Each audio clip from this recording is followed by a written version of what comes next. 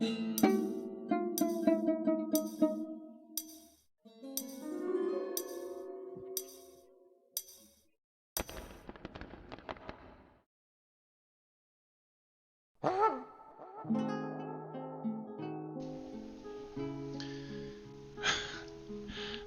back to It's DwarfFortress with Hammerdwarf. One of these days we'll figure out how to get the intro to actually work smoothly. You test it out as many times as you want and then open up DwarfFortress and the sound's going to the wrong device. Every time. At least I'm not muted at the moment. Or maybe I am, who knows. So today, I think if you've been following along, we've been playing a little bit of DwarfFortress and had started a temporary fortress just to try some things out and got, kind of enamored with the embark and then struggled for the rest of the episodes because we had built a temporary fortress and it wasn't really well designed. So I think today I'm going to try for the first time to create a world from seed. I've got the seed number, or seed code for that world. I'm going to try to recreate the world from the seed, and we're going to start over and see if we can't develop a better fortress. Do a little bit of a better job this time around. So, I've never done this before, so bear with me. I might even have to look up how to do it.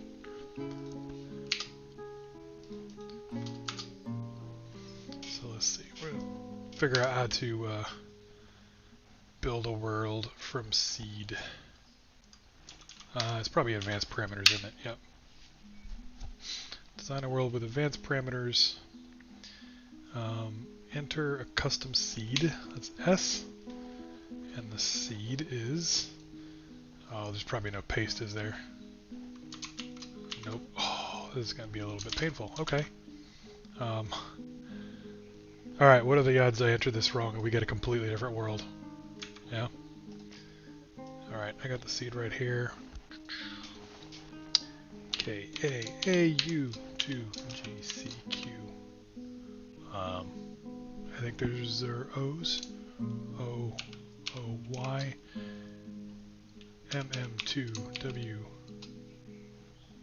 Maybe that's a L or an I? Can't really tell. L. You know what? Let me paste it into a word processor and change the font. Let's see what happens. This is what you came for, I'm sure. The me trying to figure out how to even use DwarfFortress. Despite having played it for a decade, I've never built a world from a seed before. So let's see. New document. Let's come up with a better font, huh? Alright. That is a capital I. And then I think an O. S, S2. And then...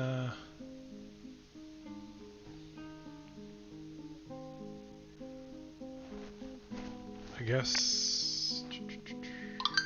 hit enter. And... no. I guess we want to save the changes, huh? Alright, let's try saving them. Does that count, I guess? Alright.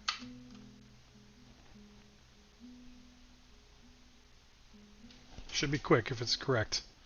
It's a tiny little world with a short history. Or we're making a world that's completely different.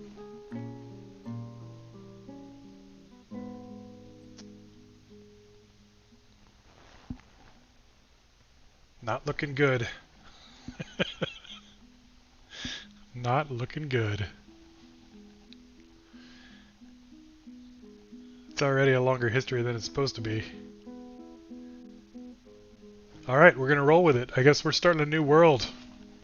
Welcome to the mythical domain. Brand new world. Not starting over. Starting fresh. Living La Vida Dwarfy.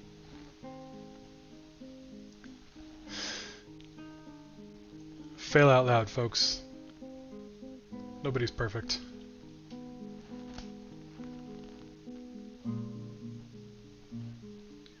I wonder how long this is going to take. This might be a long generation. I have no idea what kind of world we're building here. The Dune of Flukes, huh? There's a monastery there. Emacedri, kind of cool. Must be humans, I guess? Yeah, doesn't look like elves.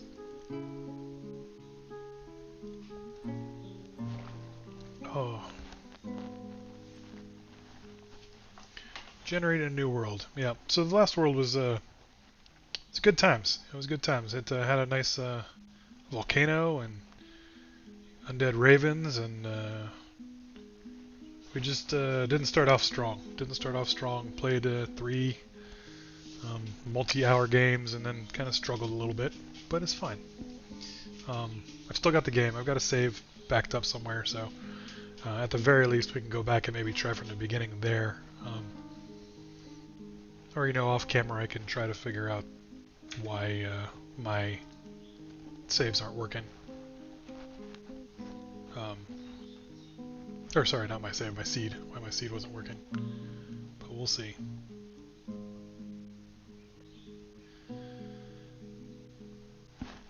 Yeah, still going. You know, we may just let this cut off at 150. We don't need a full-on world, whatever this was. 250, 350, 550, I don't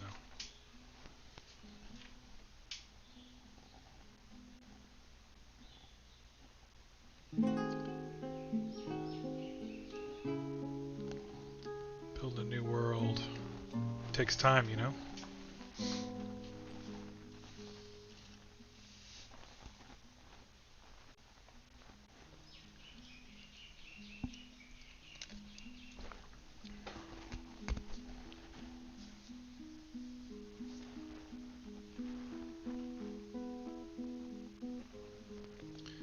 Getting there, 140, 141.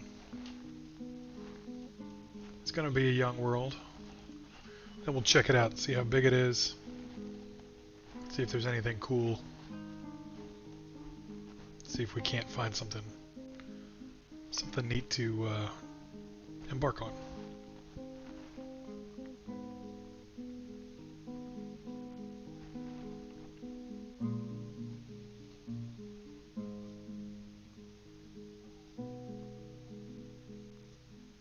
Getting close. 49. Alright, we'll stop here.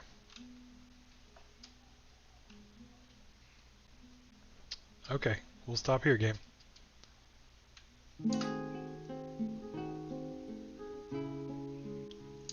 Hello. There we go. What do we got? So we got a... Let's see if we can't zoom out a little bit.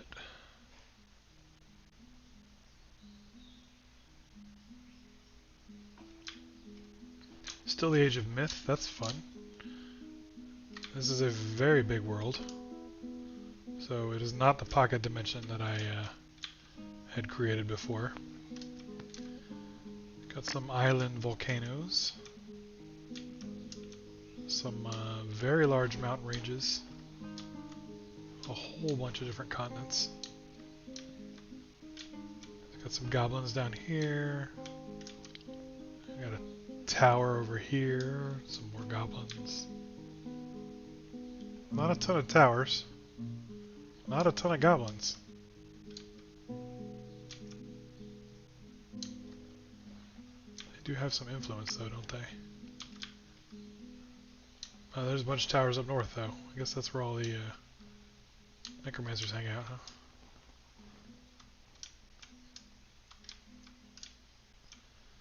Well, kind of a cool looking world. Yeah. Kind of a cool looking world.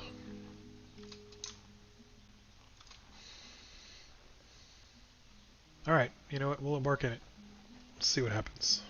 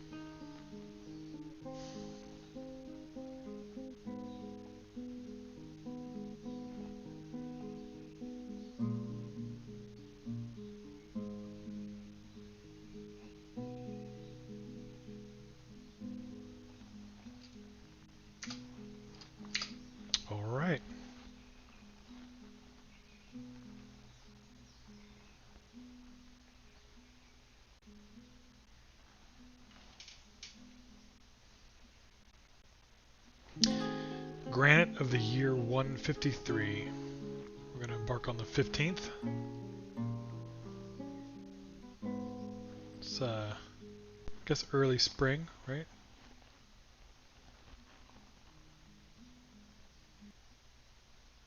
I wonder if granite is the January equivalent or the March equivalent.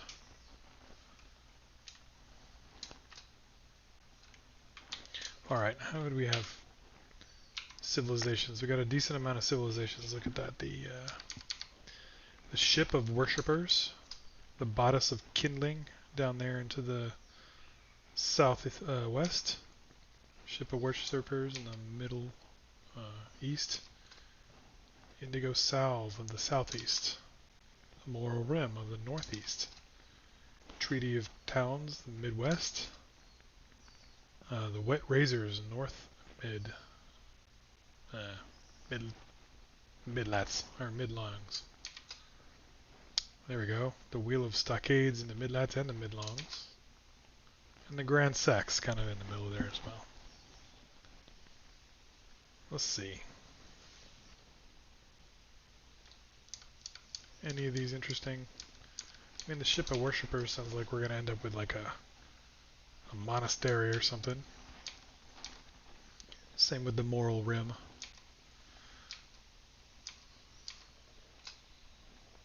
I don't know, the Grand Sax sounds kind of cool. We could pretend that Sax is like, you know, they sack the town rather than, you know, this is just a really great bag. That's going to be our civilization. We're the great bags. The great bags of the land of laws. Oh wait, I guess that was where our cursor was. The great bags of, oh no, land of laws in the mythical domain. Alright, we're going to go with the Grand Sax. Why not? And we'll look around. Let's see. There's fluxstone and deep metal and lots of aquifers.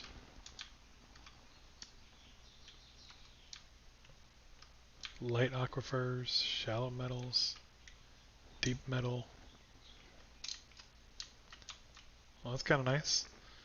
Shallow metal, deep metal, fluxstone. Not really near our own civilization now. Maybe we should do something where our people are. Deep metals and a fluxstone layer.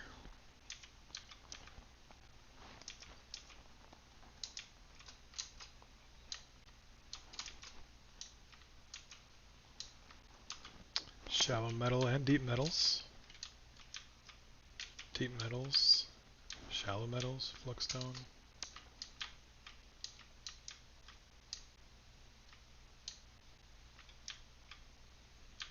Alright, yeah, I guess we're going to stick somewhere around here. I don't know that I want to be next to a tower. I'm not super good at dealing with the undead. But goblins, maybe. We could do some goblin damage. Man, there's towers all over in the middle here, isn't there? This is going to be an undead game.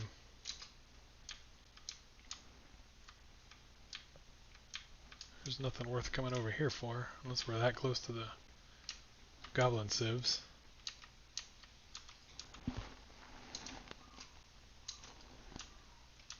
Let's see, some humans on what appear to be some rivers. They've got some good metals under them, don't they? They don't know how to mine though, they're humans.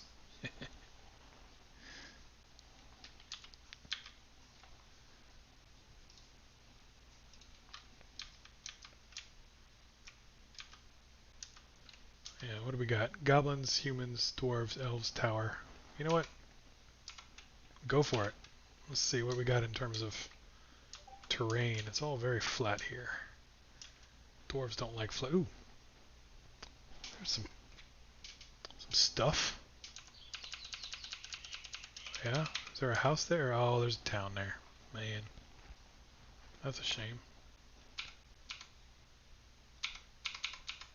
And a bunch of towers. That's fine. That's fine. We need to...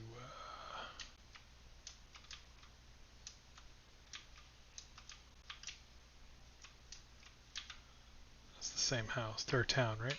Oh no, look at that. Got a little bit of a cliff edge here. That's going to be a waterfall. I'm not super great at working around waterfalls. But there might be kind of a strong cliff.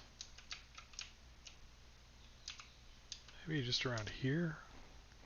What do you say? Do a small little fortress right here. We don't need to... you know what? Nah, we're not going to go with the junction. We're just going to take the brook. Maybe. Shallow metal, deep metals, flux-stone. Very deep soil. There's a lot of deep soil in there. But I just need to mark it, do I?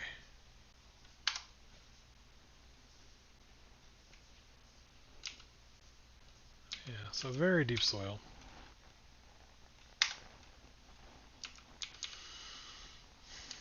There's going to be a lot of digging, but that's all right. We got some features. We got something to look at.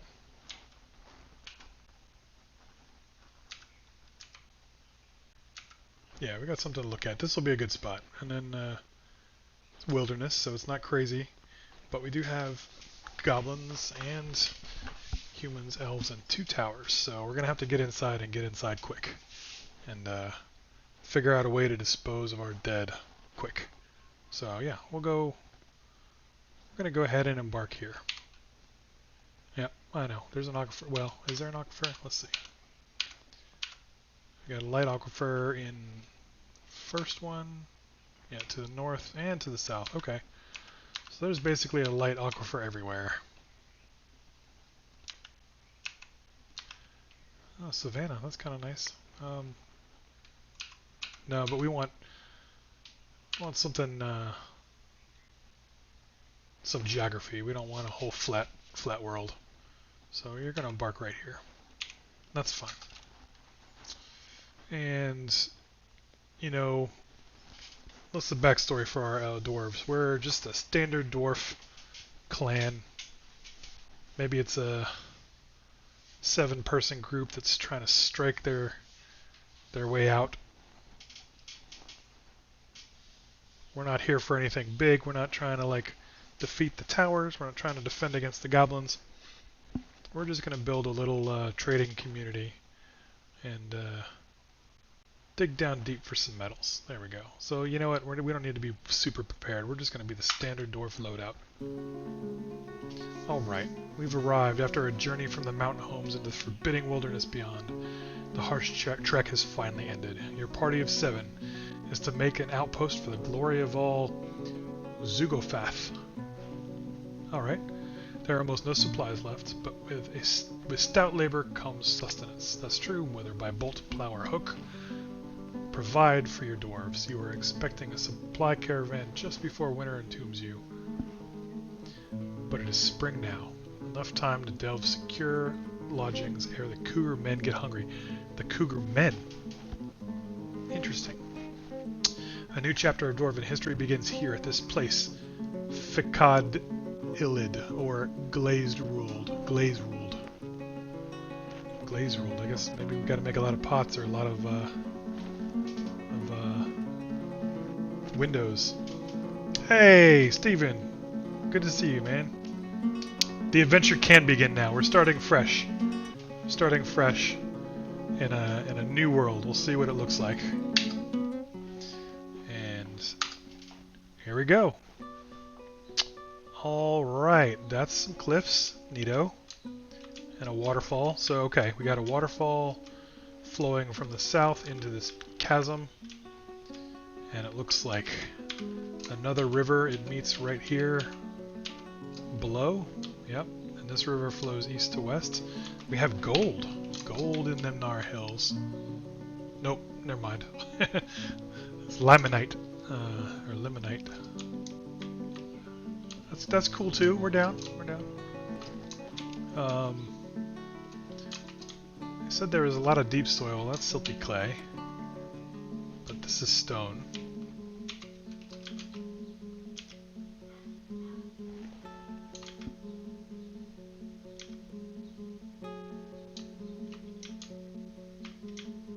Alligators, but they're further below. I'm okay there.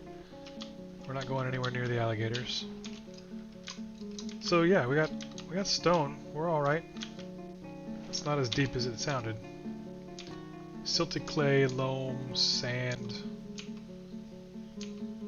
Yeah, sand is good. We can make plenty of glass. And we got lots and lots of trees, especially here along the water.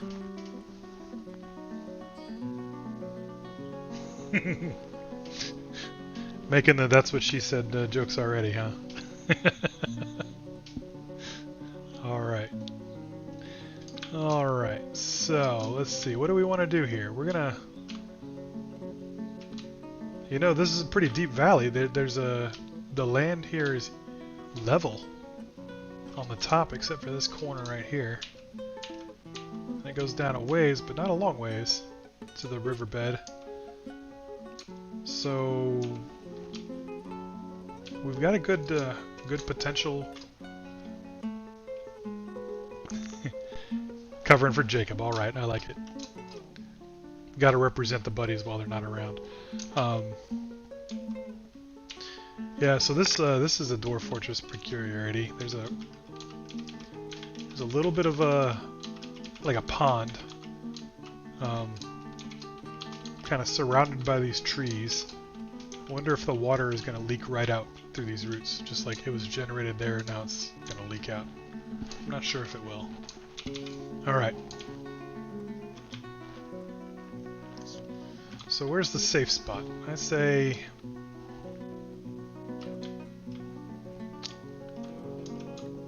we build our first fortress on this side of the river. We're going to do it here on the left bank. It'll be an easy-ish way to get some walls and some defenses going. And we'll go ahead and do that. And then we're going to dig just straight down. As soon as we can, dig straight down. So let's go ahead and cut down some trees, because we need to build a bridge across the river.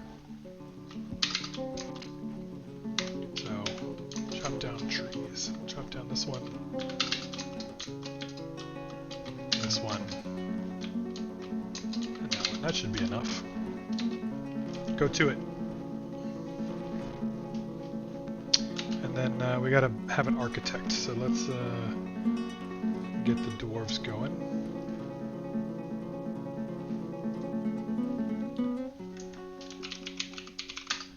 Gotta reload Dwarf Therapist because it's crashing. There we go. And I'm gonna swap over so you can see it. There we go. And okay, so this is the default loadout. It comes out with a mechanic and an architect right there. Okay, so we're good. Fikod is going to be our architect, and he's going to build or design our bridge for us.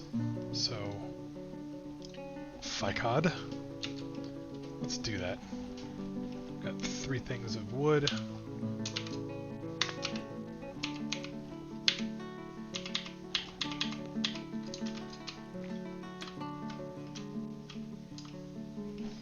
We can do it right here at the edge of the waterfall. Perhaps. I like that. Right over the waterfall.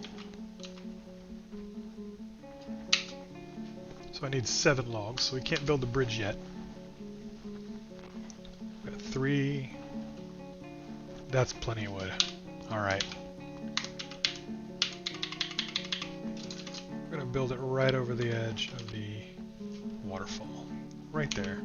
It's going to raise to the west, which will be good also. Alright. We'll go ahead and make it out of cherry. Be a really fancy bridge. And once that gets built, we'll move all our people over to the other side, build some temporary walls, and start digging.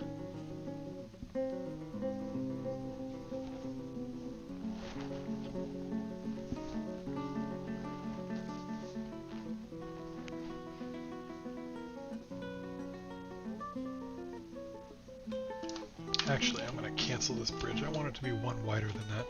Or one longer.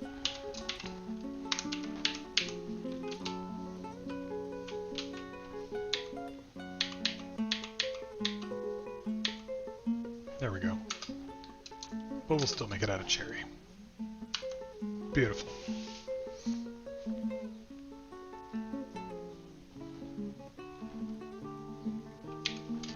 But I didn't have it raised in the right direction. The architect's like, seriously, dude, make up your mind. Alright.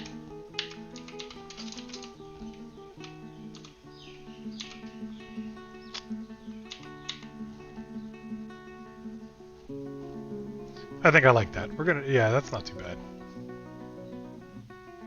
And it's away from that tree. Alright. Cool. That'll work. Hopefully it won't knock anybody off the bridge when we go through it.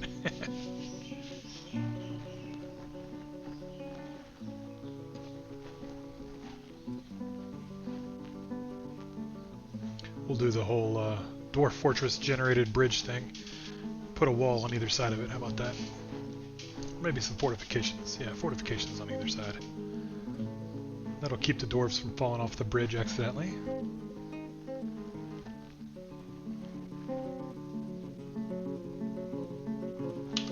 Alright, and we also, well, we gotta wait till we get to the other side. We'll move all our piles over that way. Alligators fighting, huh? It's just lampreys fighting alligators. Okay, so it's not anybody on our team. And it's being designed. Still more lampreys being killed by alligators.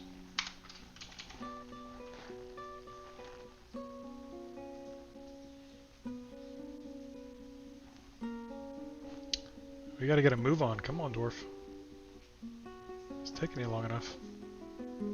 Alright.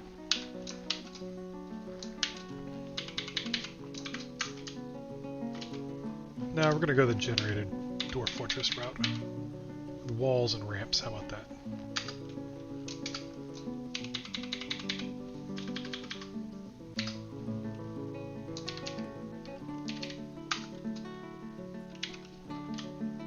It's only on our side because we don't want people to cross the bridge when it's up. There we go.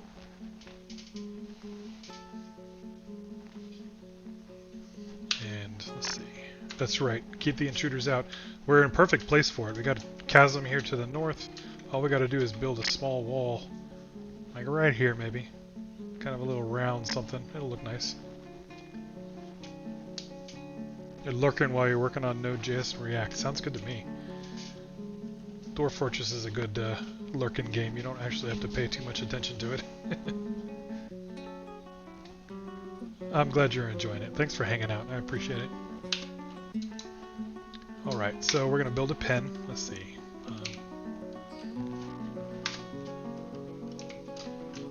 We're going to put our animals in.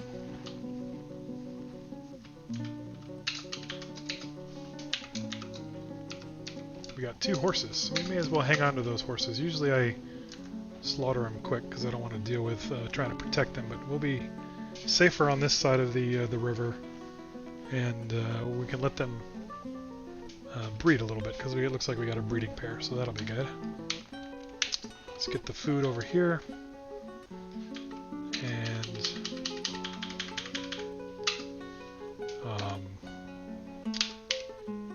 let's see. Before we start making food or drink, we can go ahead and make the workshops though.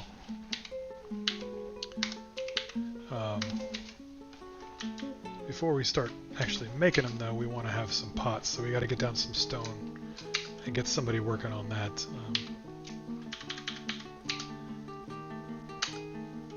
Yeah, so let's see.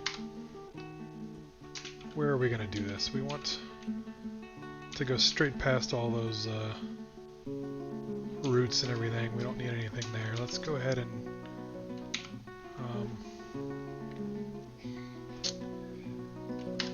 do I have... no, I don't have any macros saved.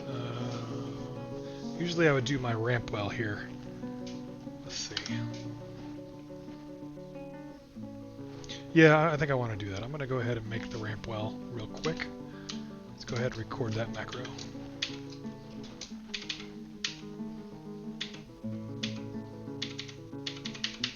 Alright, so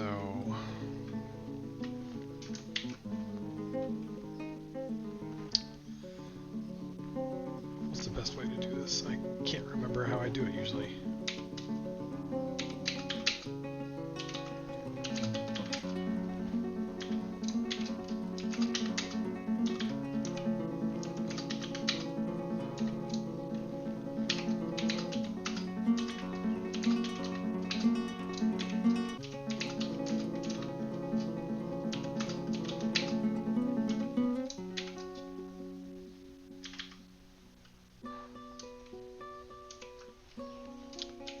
So where did I start from now? We need to have started from the middle. I don't think I did that, did I? So let's re-record that. Oh, start again.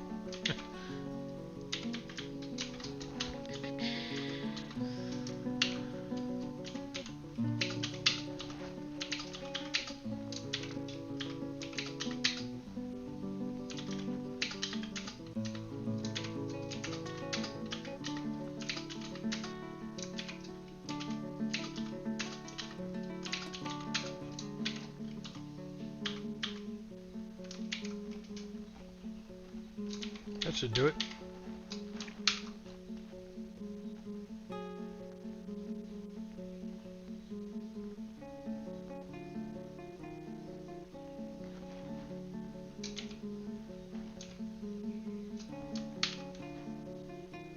Yep, that'll do it. All right. So now let's just go ahead and find our ramp well. Go ahead and center it where it needs to be centered for the game that we're playing today. Because I don't want it over here. That's not the place. So let's remove all those. And I think we want it a little more toward the center of our fortress. But maybe up out of the way.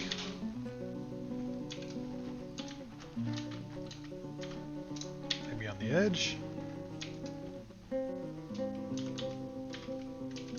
No, it's too many cliffs there, I think. Let's see. If we did it here... Nah, we don't want to do that. We want to be a little more centered. So let's see. We got the bridge right there. Yeah, I guess we could put it there. Maybe in front of the bridge a little bit.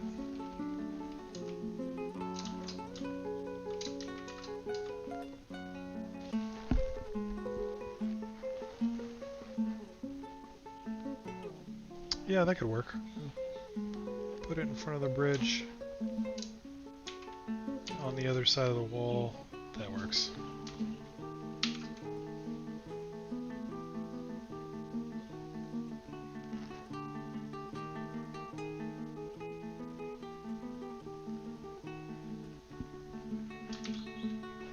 This will get us down into the stone layer so we can start collecting rock, making bricks and pots.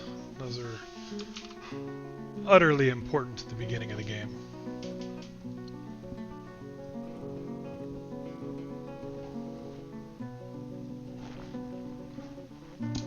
So that's good enough to get started. So yeah, we'll let the dwarves go ahead and do their thing. We have a miner, we have a mason. Swap this out so you can see. Yeah, we have the miner. Our miner is Eteb.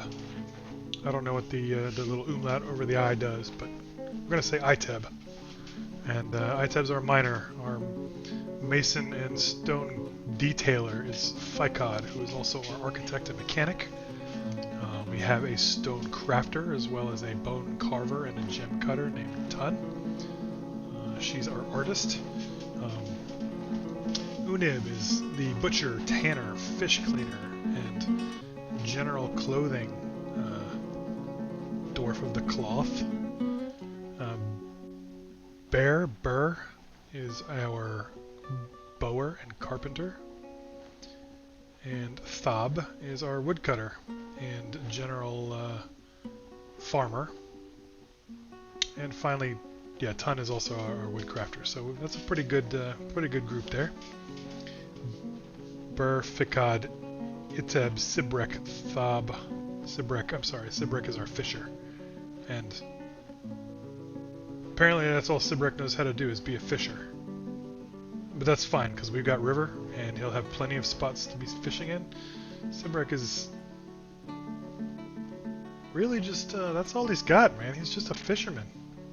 Not quite sure how he made it on a, like, let's go ahead and start a whole new colony for dwarves and live through, you know, hard times with just that one skill. But you know what? Let's go for it. I should have embarked on the ocean somewhere. Alright, Sibrek. Okay, so yeah, doing alright there. We got some dwarves, that's fine. Let's transition back over. So first thing we're going to do is we're going to set a fishing area. Let's take a designation. This is where Sibrek is going to go ahead and fish. Right here. Fish. Very nice. And we have sand somewhere. Is this sand?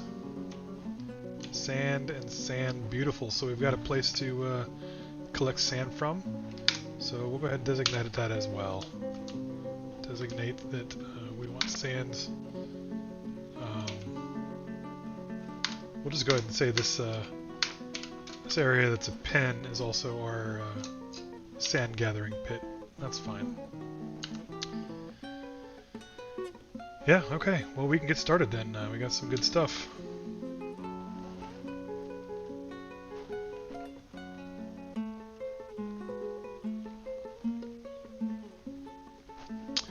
Let's see, we got plenty of wood. Damp stone, huh? So that would be our gentle aquifer. So we need stone for that as well. It should be hopefully very quick to get through this aquifer. It should be a very slow trickle, easy for us to get started in there. Let's go ahead and have him dig in. Yeah, good. So it is damp, but it's slow.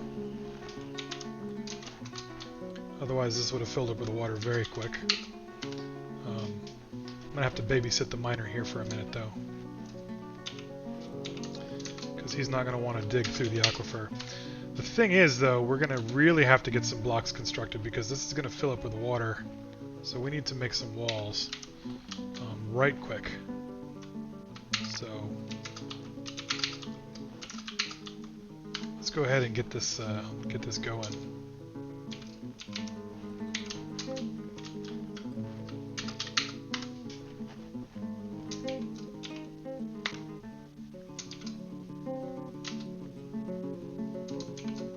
Is it damp down here too?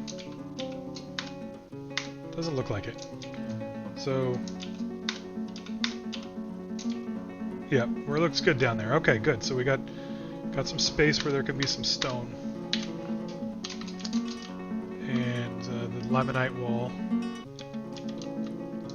Yeah, we'll get some limonite stone from that.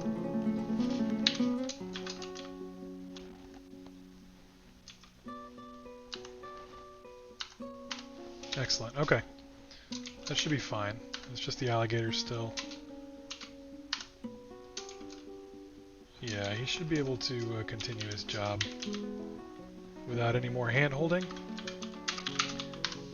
He? Is it he? Yeah, Iteb. Iteb is a he.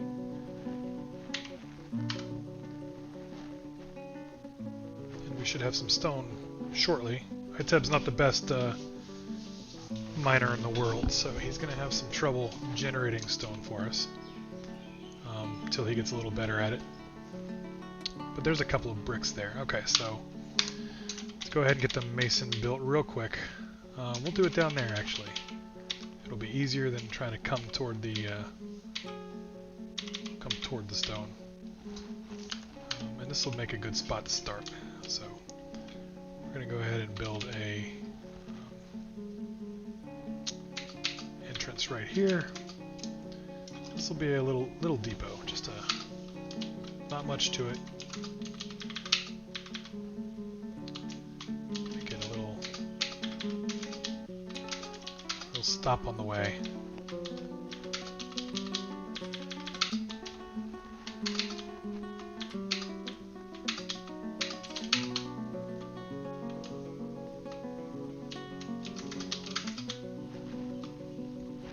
That'll work. Let's see, so we're going to set this as F2 so we can zoom to it quick. So F1, we're going to set is over here. And we're going to build a carpenter's workshop here.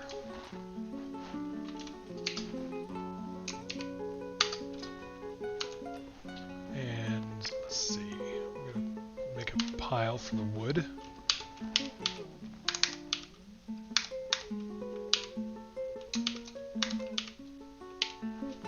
There we go.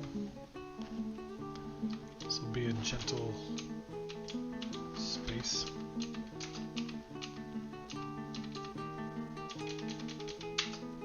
There we go.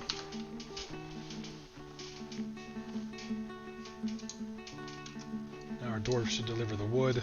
The carpenter can make us some wheelbarrows, because we're going to need some. Go ahead and make 3 wheelbarrows.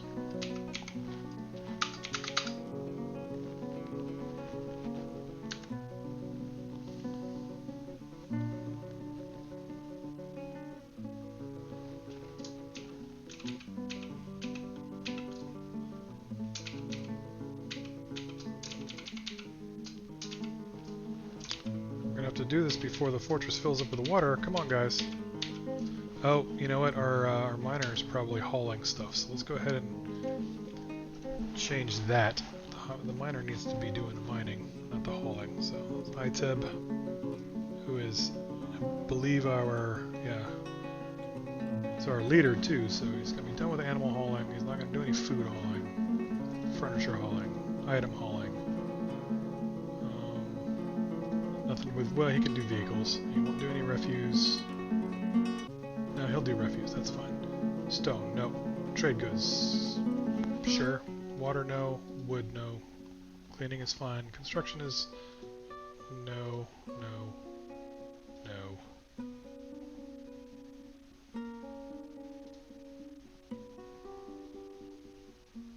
Turn off the wood hauling. He can haul water though.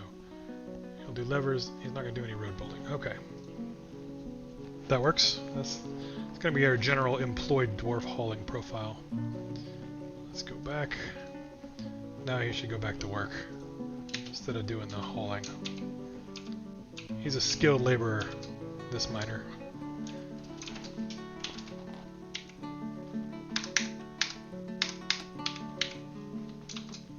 Put our refuse pile. Put it out here for right now.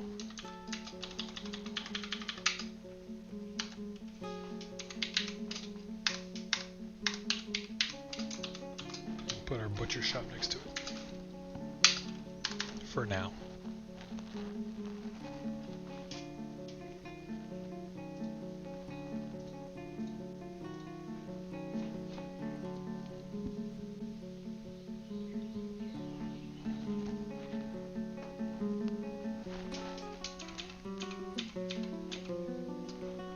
Yeah, back at hard at work. Good job.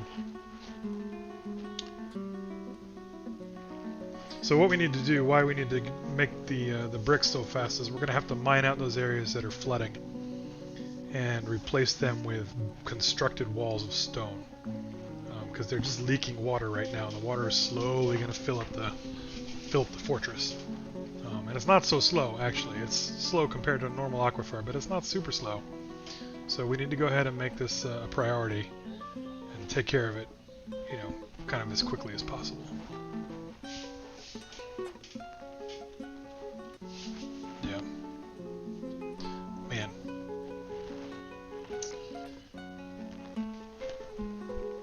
We're gonna have to take care of the food too, which is why we need some stone for that as well. So you know what? We're gonna go ahead and add a little craftsdwarf's workshop right here as well. That'll be a lower priority for the moment.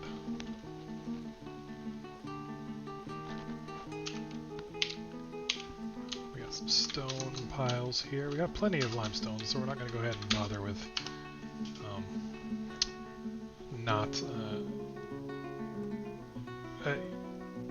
what would you say? Tagging that is something that we can't fill it with. Usually you store flux-stone as somewhere else. You don't want to use flux-stone for your regular crappy constructions because there's not a lot of it. But we got layers and layers of it, so we'll make a mason's workshop out of a limestone, and we'll have this workshop or pile give to the mason's workshop, which is good. That'll allow us to continue. Let the mason get the stone from very close instead of far away. Now he's building his shop. Good, we got the miner doing their thing. So let's see, down here, I believe, is where we want to. Oops.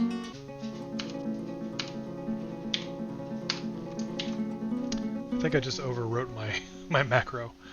So I guess we're gonna have to record it again. So.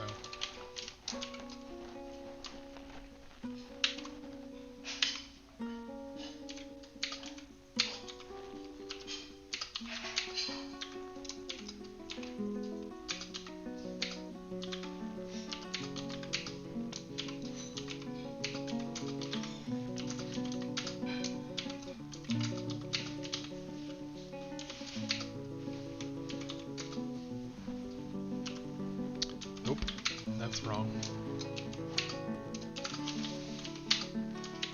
Stop recording that and let's do this again.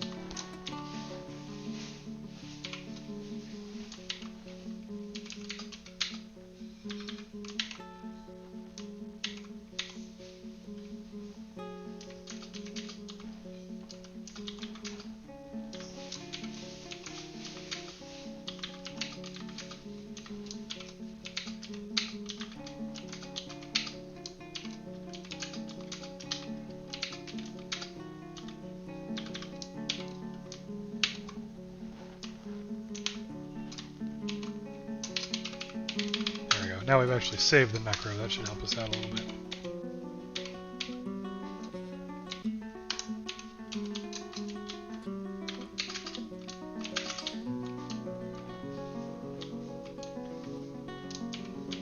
Let's see what we just did here.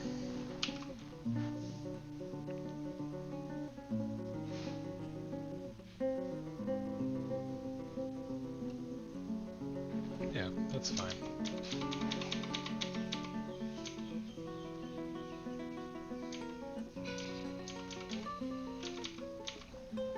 Oh no, that's not good. Starting the ramp in the wrong place. This is fine here.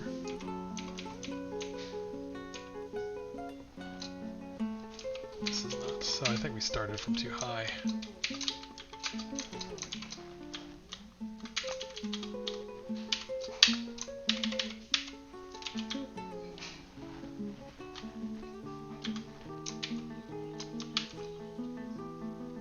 Yeah, okay. Started out too high, I think.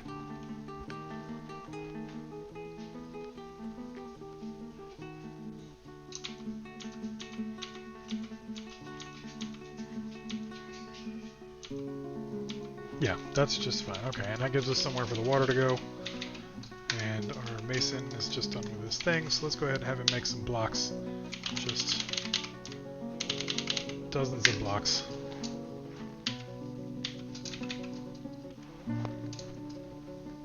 Wow, we discovered a cavern already. That was fast. That was very fast. Holy cow. And that's good. That gives the water somewhere to go, actually. We don't really want to be open to a cavern, but we have a place for the water to drain into. So that's good. That's very good. Excellent. And we got a good place to start a fortress. That's fantastic. We're going to build a fortress in the caverns.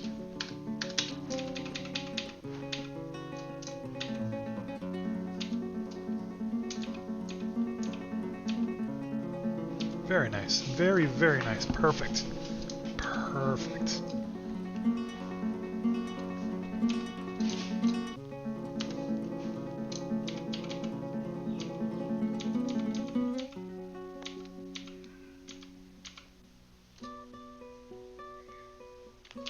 So I guess I gotta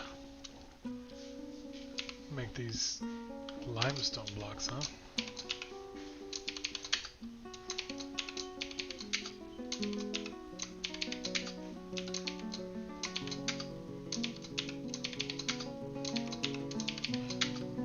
Kind of like the idea of having our fortress kind of clad in white limestone, like, you know, the humans of 4,000 or 5,000, 6,000 years ago, the stuff that they would build. What else do we have here? We'll make our pots out of something. Diorite. So there's plenty of diorite as well. So we'll make our pots out of diorite.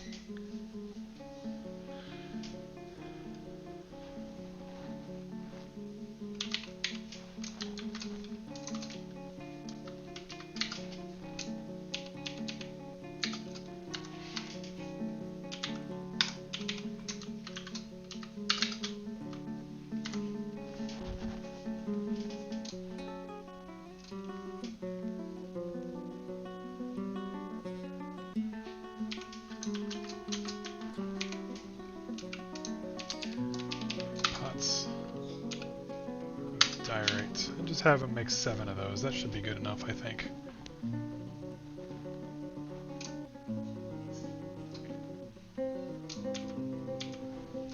And now we got some blocks, I believe. Let's see what they got for blocks. 8 limestone blocks. So let's go ahead and carve out walls.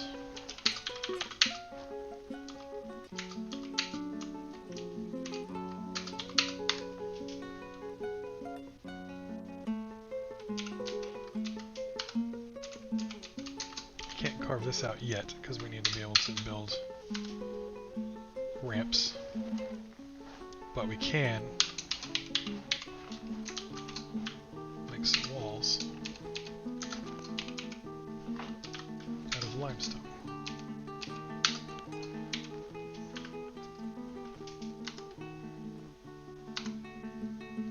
And then we can make some ramps.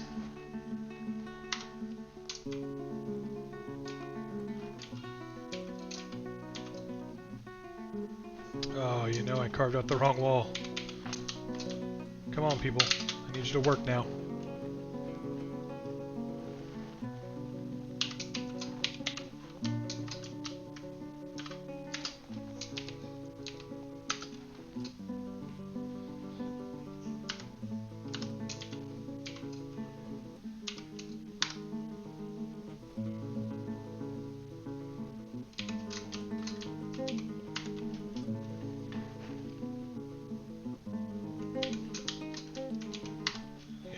Alright, see the next level up is this way, so we need these walls to be built, those at the north. And now we can build ramps up to the next level and everybody can get back out. Luckily the mason is building the blocks below us, so the folks that are there can actually do the construction. And we can get the rest of this done very quickly.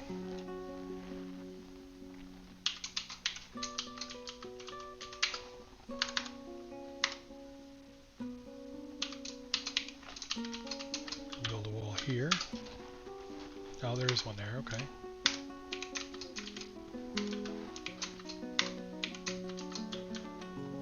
Yeah.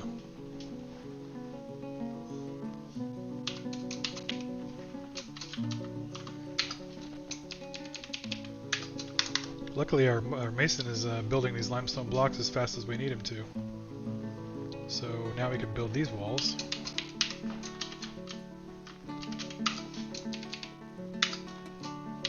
And these.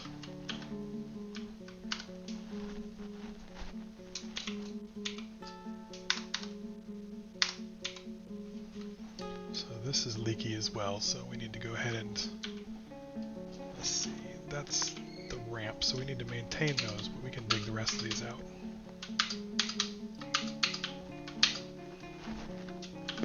I'll go ahead and do one.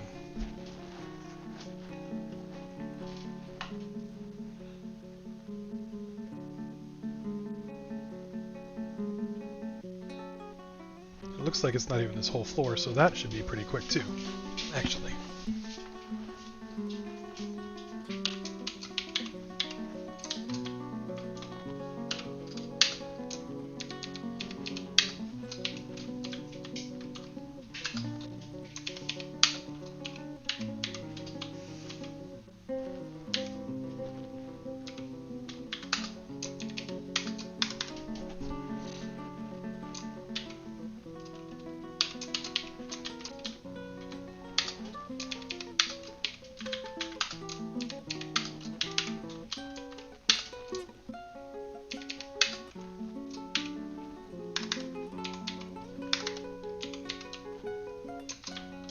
We don't need these ramps here.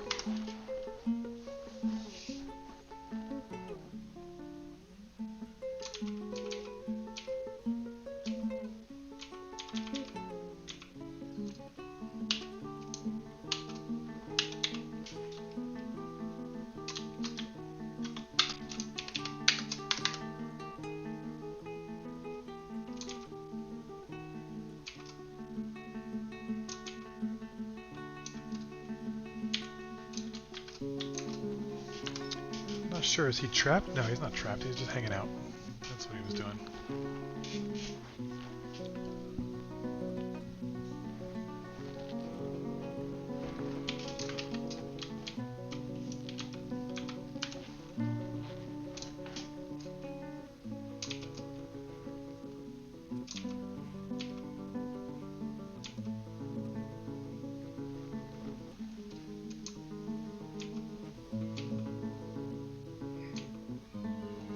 Oh, but I did remove the walls on the wrong side again.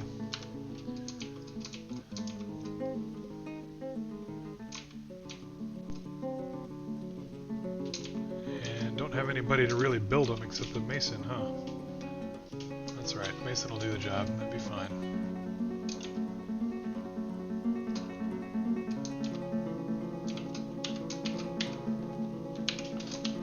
These are the ramps that needed to be built.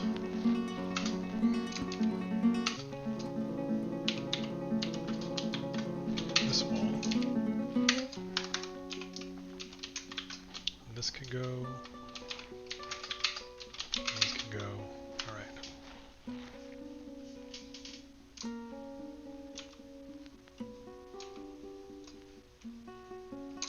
There we go. Now everybody can get to work.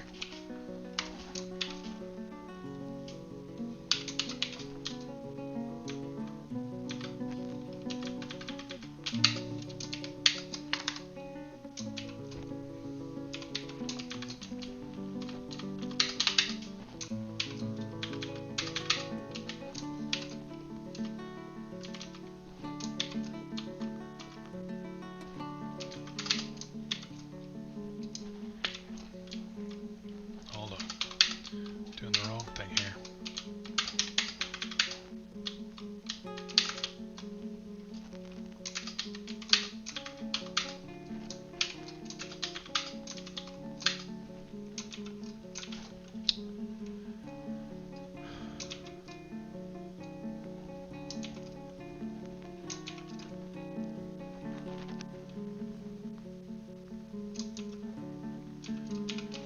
So these are the ones that can go.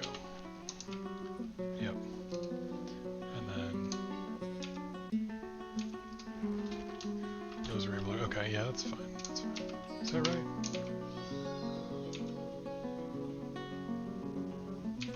I'm gonna hold off on removing any until I get my bearings.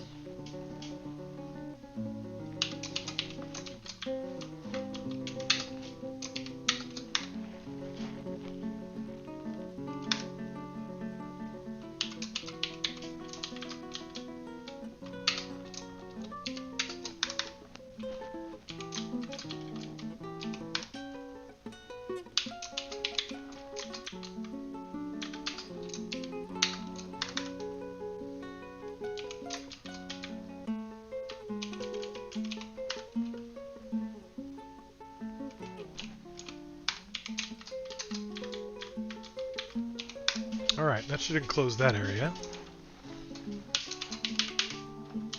And we need to enclose this area now.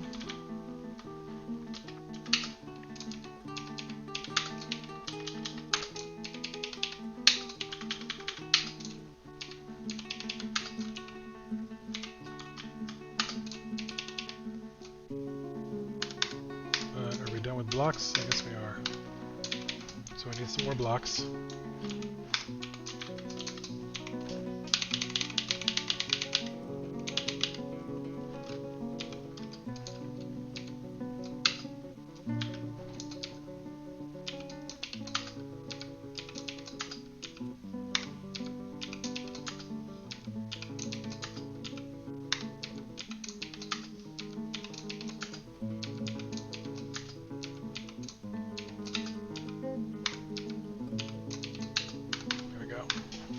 That should give us all the blocks we need.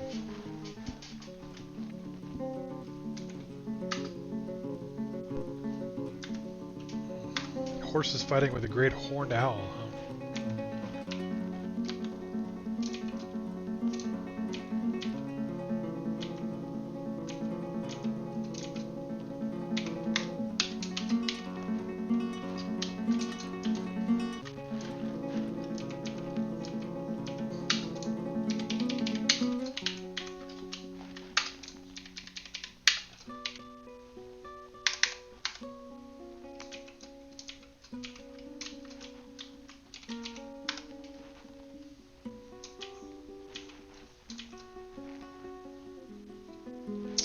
The horses typically fight with... No, not really, but that probably means that there's a horned owl flying around and it was being aggressive, so the horse and the owl got into a little tiff. If you look, it's just the owl misses the horse and the horse misses the owl, so I wonder if maybe they just happen to be in the same space at the same time, you know? It wasn't a violent altercation.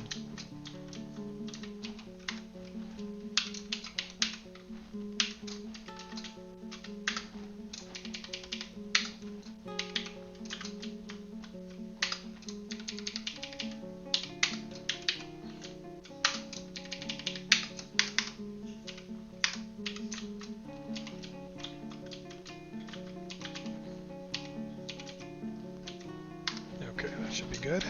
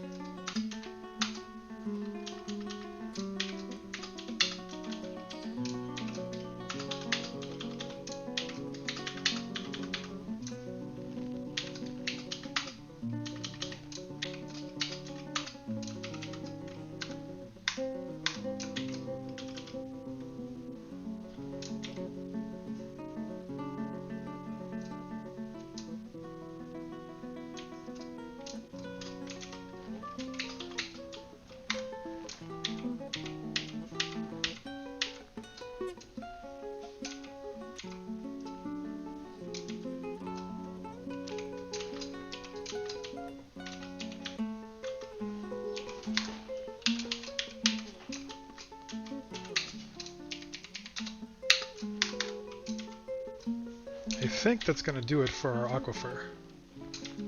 Everything should start drying up now.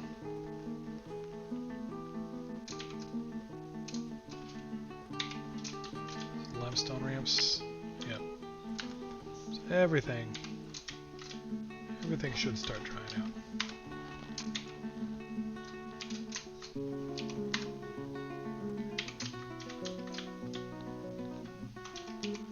I don't believe there's going to be any more water coming into the fortress, which is good.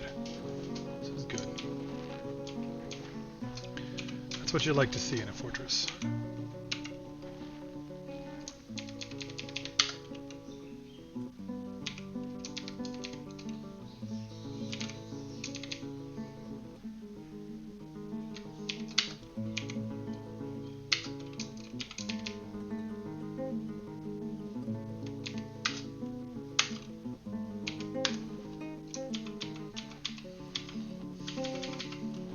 Is that not diorite? Gabbro. That's fine. I think we got enough pots now, so we should be able to, in the kitchens, start making some good meals. So we're not going to cook any of our plump helmets. We are not going to cook any seeds or any rum.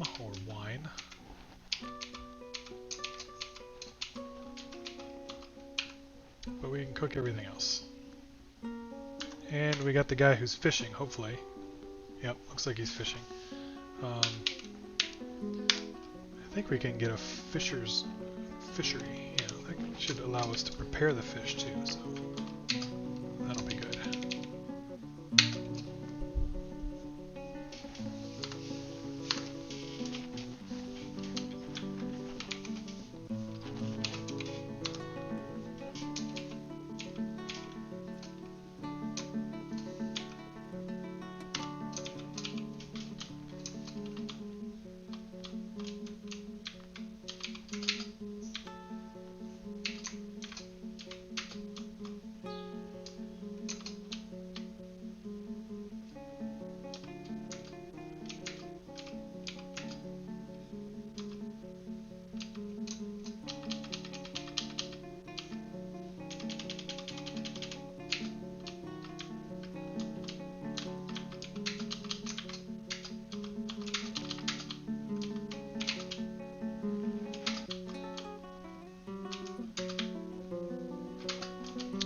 Get some farm plots going here so we don't starve in this first year.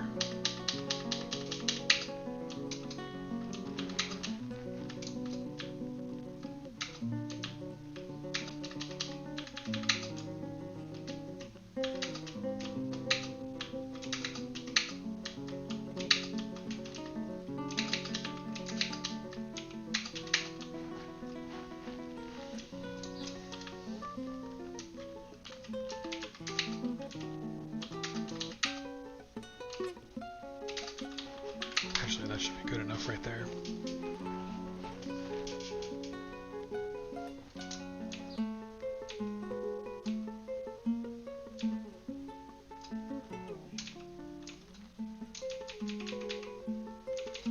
Now that that's done, yeah, as soon as he's done mining, I think we can go ahead and get started trying to figure out what we're going to do with our fort here in the caverns. So let's go take a look at these caverns. I'm going to save and come back real quick. Because zooming in or out sometimes causes my game to crash, so we don't want that to happen. But we're going to save real quick and then take a look, see the whole caverns all at once.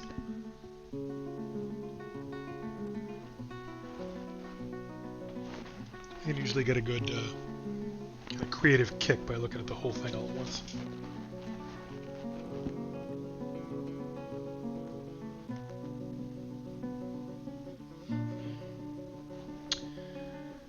Here in Glaze Ruled, I think we want to get some glassworks going pretty quickly. We got a lot of wood, so that should be alright. That'll let us build some nice sort of OP weapons traps. Alright, so let's take a look at this cavern here. So this is our map. Coming down. Alright, so there's a nice big open space when the caverns first kind of break the surface for us. They're remarkably close to the... Yeah, like 1, 2, 3... There's only 4 levels. Really 3 levels between the first cavern layer and the bottom of that river. So we could do some cool stuff, maybe divert the whole river into the caverns and, you know, just wreck the ecosystem outside the fortress. That'd piss off the elves. So yeah, we got a nice kind of open space here. Still can't see too far. So really we probably want to dig out a little bit and build a little fortification so we can see further. But it opens up nicely. There's a nice little center kind of solid chunk of stone. Lots of stalactites and stalagmites. Yeah, and then the centerpiece just kind of disappears here where our stairs broke into the cavern layer. So, you know, if we do make this our fortress, it's going to be a very 1-layer or 2-layer fortress above, unless we kind of continue further below. Down here, there's kind of a nice open area where we could do some farming downstairs. But it's very open to the air, so, you know, forgotten beasts and everything would be potential problems. unless we wanted to build some really kind of fancy walls down here. But yeah, there's our cavern lair, first one. Yeah, that could be kind of cool. This would be an alright place for a fortress right here, like meeting halls and things, and kind of open it up a little bit, and then down further through here for stairwells, ramp wells. Maybe just this ramp well goes to here, and that's as far as it goes. I think that might be alright. So how do we want to build in this space, I wonder? Do we want like up in here? Actually, down here would be kind of a nice little, some nice round space for, you know, a big meeting hall. This could be like a long space for offices. I like to do these kind of towers for bedrooms, but there's really not a lot of room. So like the open space wouldn't be so open. Unless we want to break out into another side of the caverns, but I'm not sure that's possible. It's a small map. We didn't take a big map here, so there's not much to it.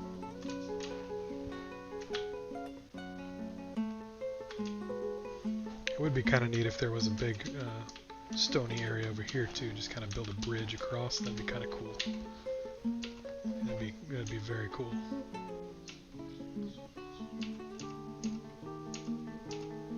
Alright, but yeah, we're going to need a meeting hall, a place to put the food, so we're going to have the miner kind of dig in here once he gets the first farms built.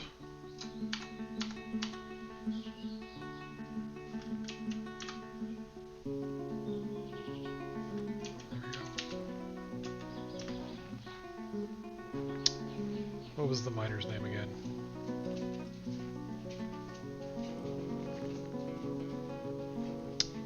Iteb. Iteb the miner.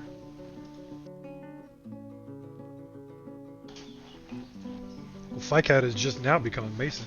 Who is that? There's a human in our fortress. Why is there a human in the fortress? That's weird. We don't even have like a place for him to hang out. We don't have a meeting hall, nothing.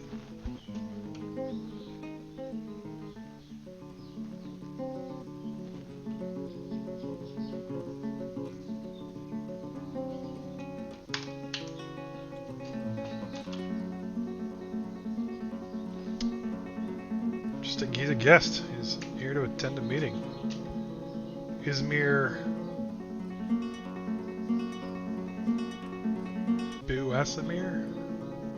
Buasimir, human crossbowman.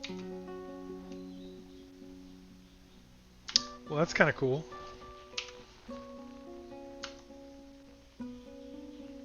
I don't know who he's hanging out with though. We don't have any place to stand. Nowhere to go. No tavern, nothing.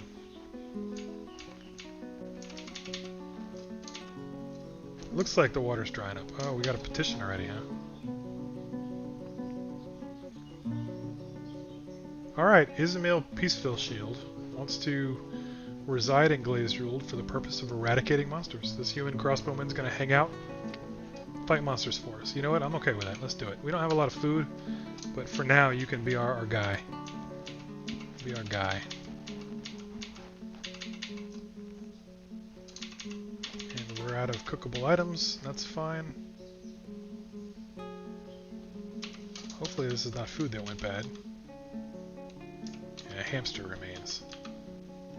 Yep, that's good. Okay. Need to get the food underground. Come on, miner. Go ahead and finish your job so we can get to work.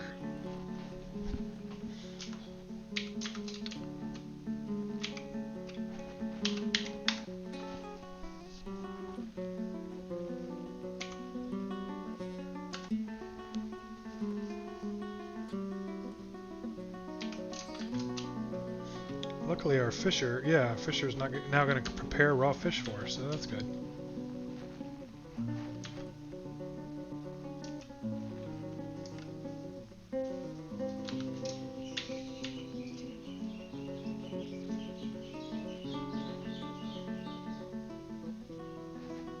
Here we go, now we got a farm plot.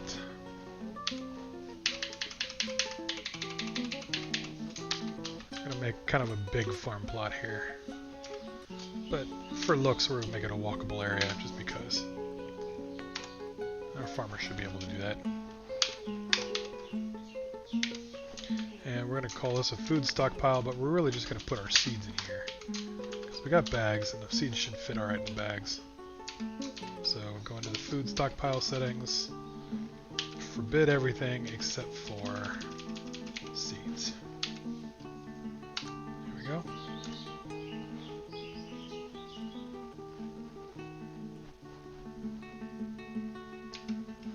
And so we're basically out of plants. We got a little bit of meat, and we got a little bit of fish left. So we're running out of drinks. That's why this farm is important. We need to start growing some plump helmets.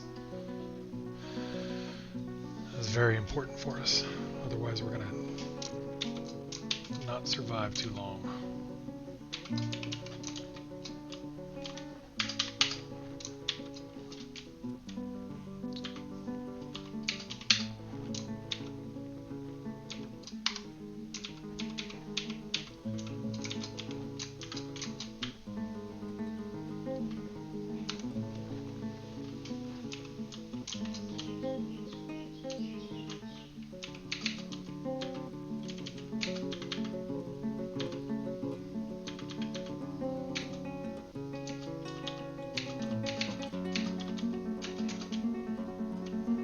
This little stone stockpile too, and it'll just kind of give us an excuse for digging in and getting some more stone out of this area.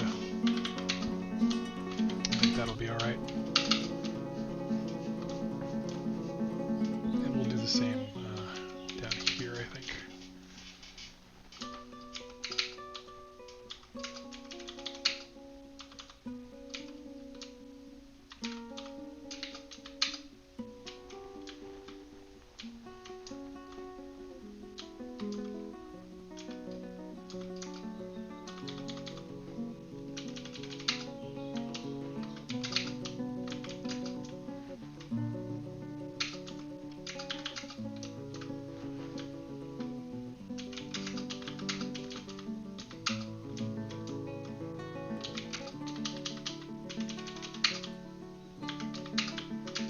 It's going to give us an excuse to just kind of make more of everything.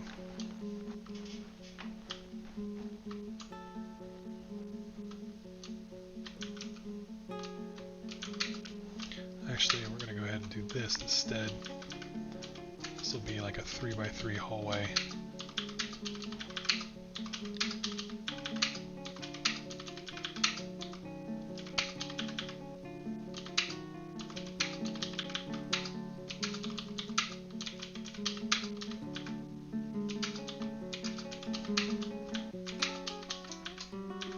So that we have a little bit more open area to work with here.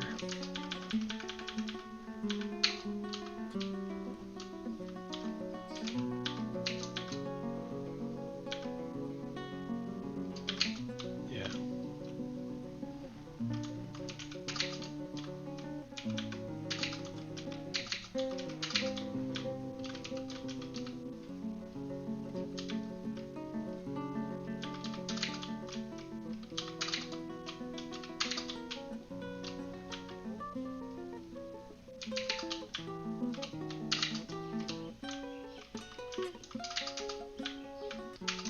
That looks alright. Look at that. Not so bad.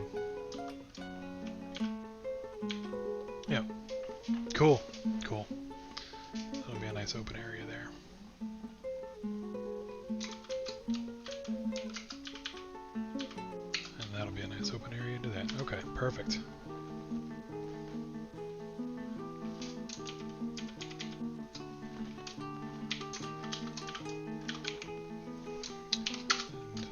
Seasons. This will be a plump helmet farm.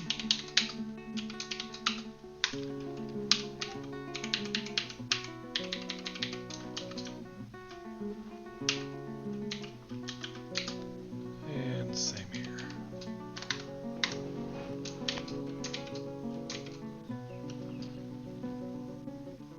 Damp stone.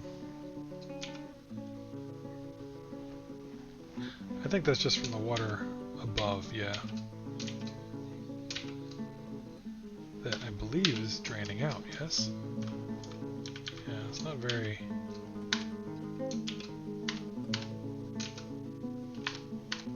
So those ramps maybe?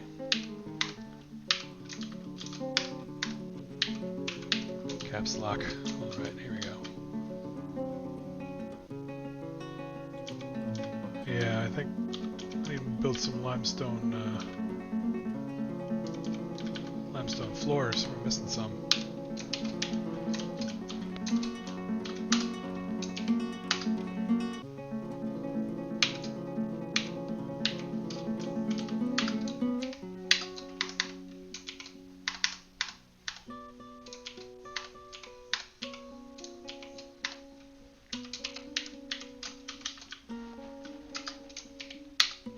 There we go.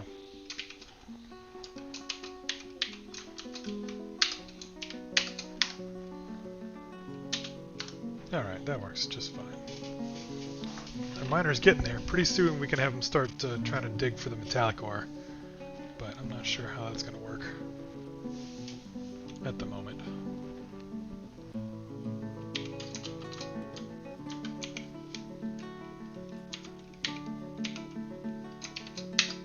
Just have him do nothing but limestone blocks for a little while.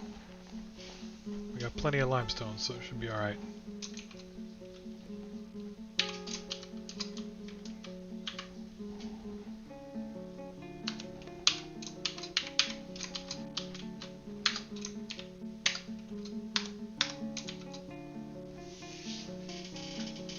And we're gonna have to start protecting our fortress, so let's get start building the walls out here.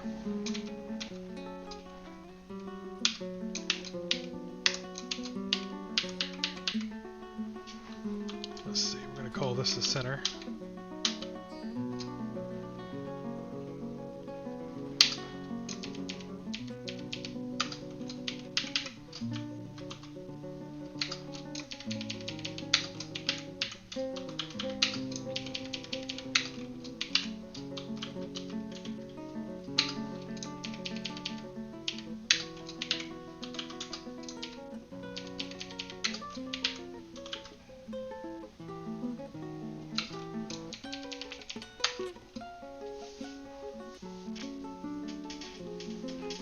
Oh, I don't know, that's too... It's actually not working out so well. Maybe I should start marking first.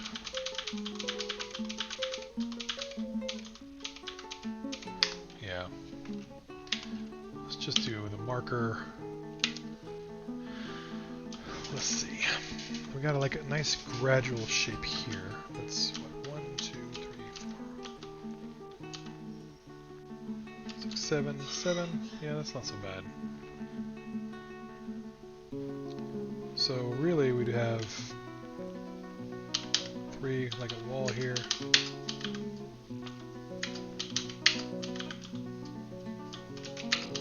want it to be longer than that though, right?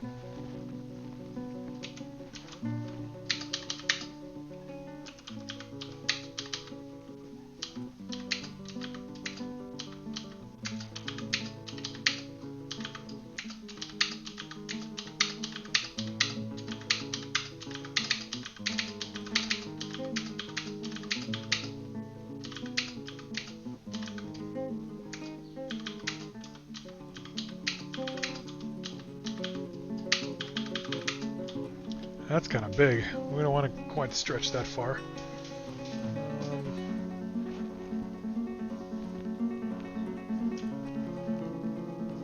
How about 3 3s, 3 2s, 3 1s, and then back. That works. Let's try that.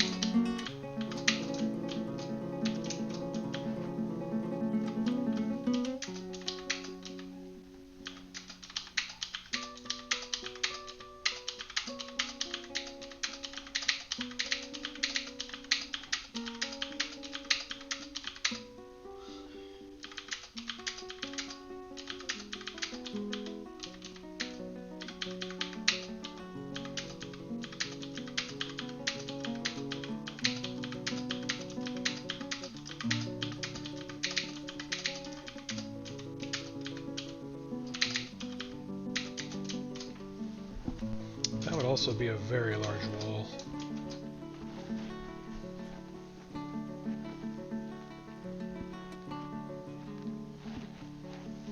Let's do 5, 3, 2, 2, 1, 1, 1.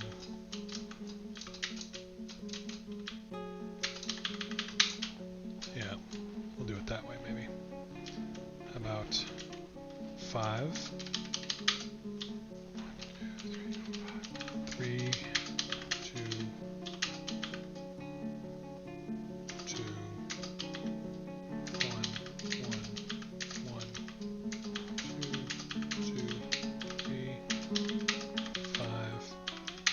Yeah, that looks a little more circular too.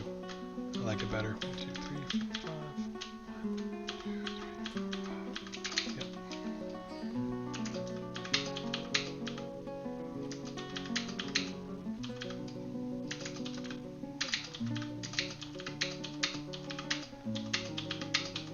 Yeah, that'll work just fine for a wall.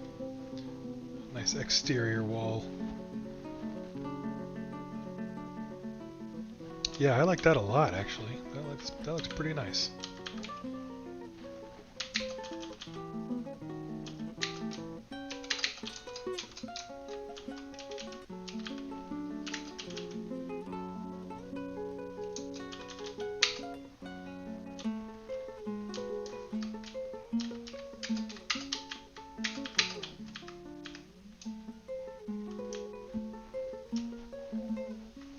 Yeah, that's very nice. Okay. And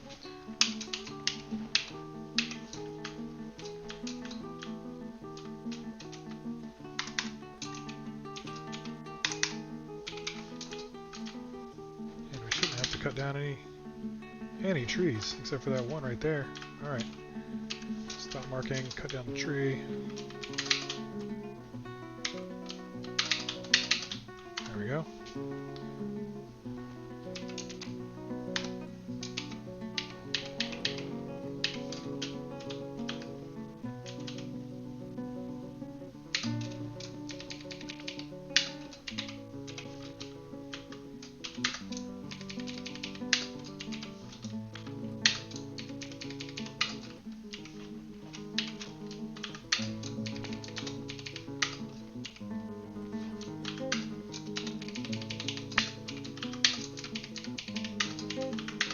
This doesn't actually stop anybody, I realize that. I need to block in the corners, but right now we're just going to do this real quick to get the outline.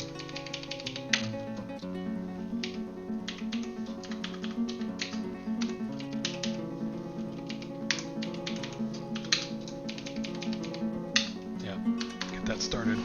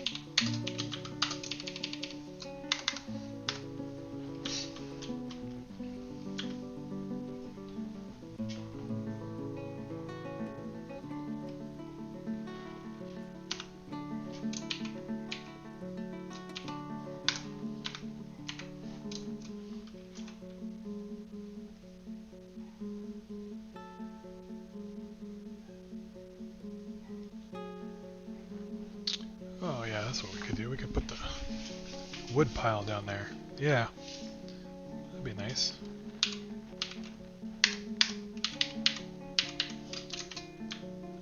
Put the wood here. Then we can put the carpenter up here.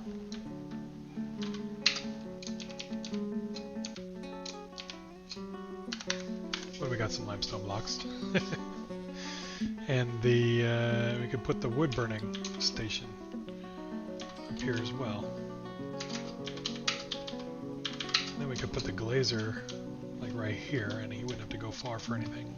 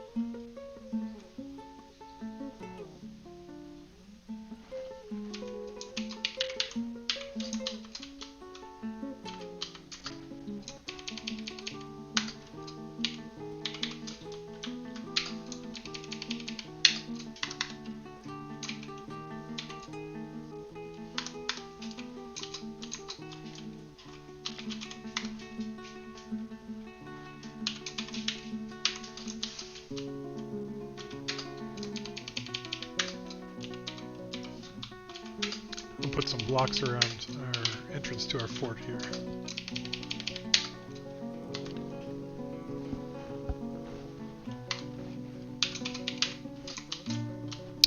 Actually, that's good. I'm glad that the entrance was from the west going east as opposed to from the east right in front of that bridge, because this will allow us to kind of build a little bit of a second area of protection for our folks.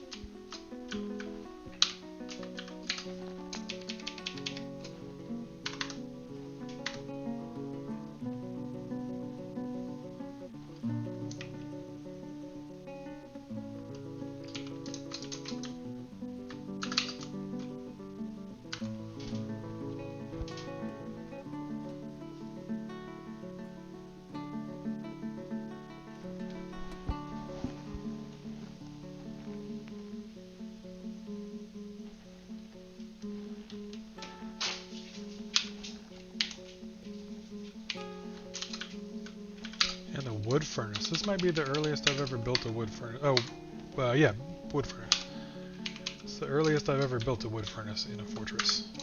Not even before the first caravan has come. Man, I think I'm still leaking some water in somewhere. It's slow. Maybe not. Let's let the time advance a little more before we start to panic here.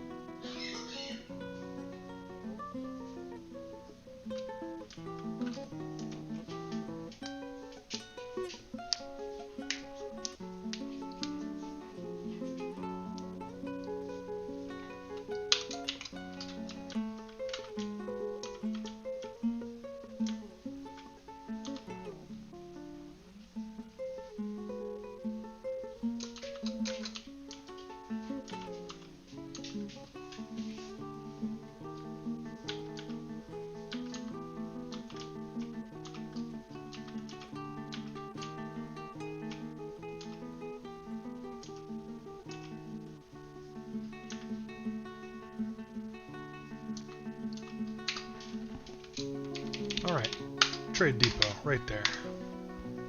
That's going to require the miners' attention. More damp stone, huh? Yeah, I think that's from upstairs. I think it's okay, buddy. I think it's okay.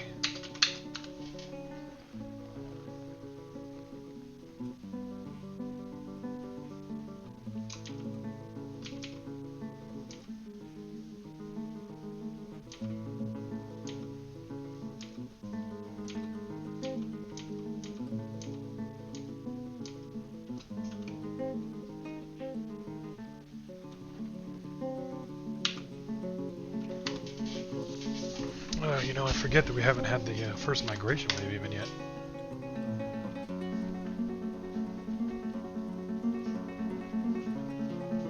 It's very early in the fortress.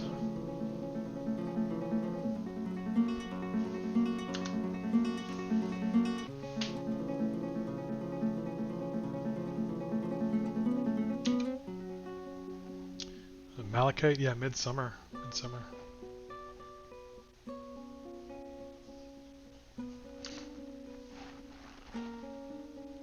It's amazing we've got a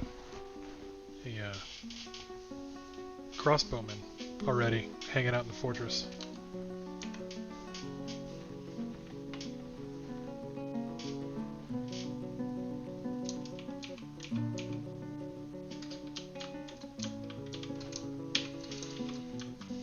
Let's see, we're going to go ahead and dig out here too. So what do we want to do here?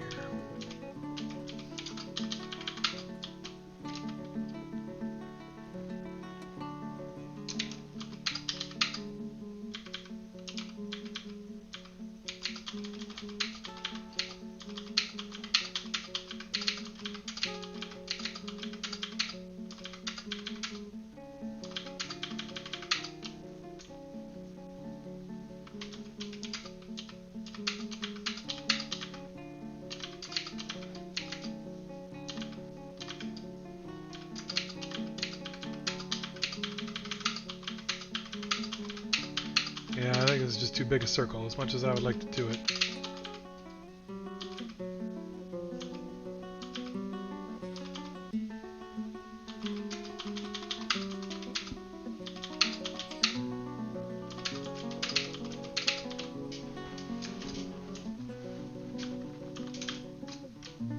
It's not centered right either.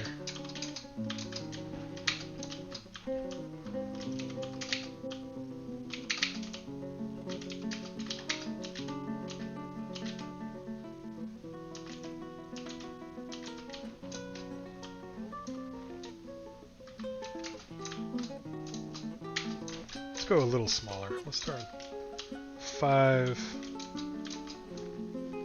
2, and then some ones.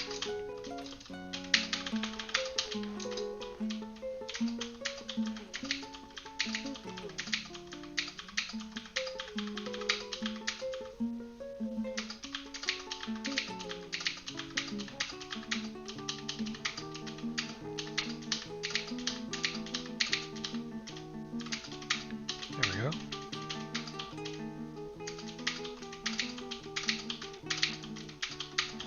Yeah, that'll be just fine.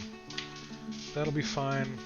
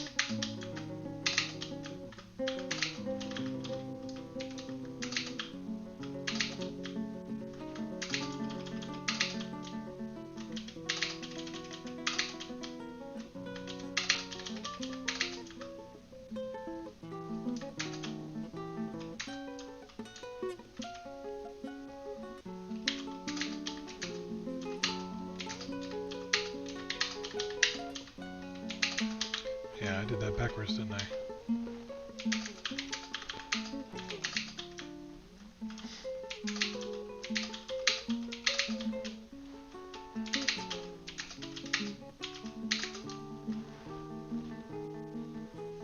Been in the zone. That's good. That's good. You've been getting get all your stuff figured out. This is good working music, isn't it? Might put that on while I'm working next time.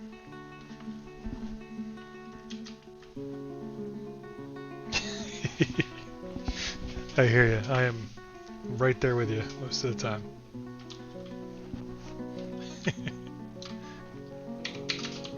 You calling it an evening now?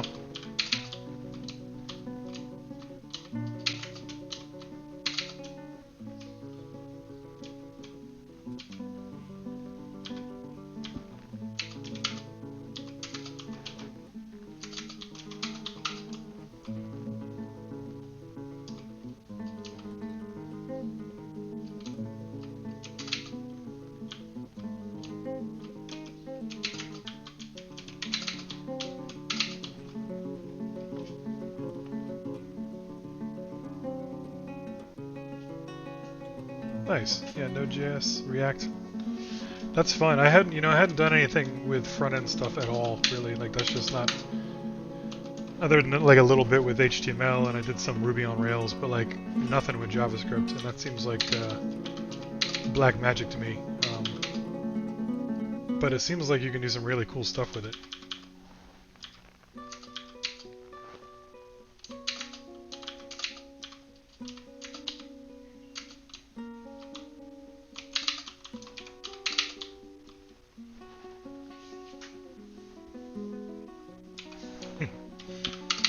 Yeah, YouTube is where I learn now too. Pretty much everything I know, I learn it from YouTube.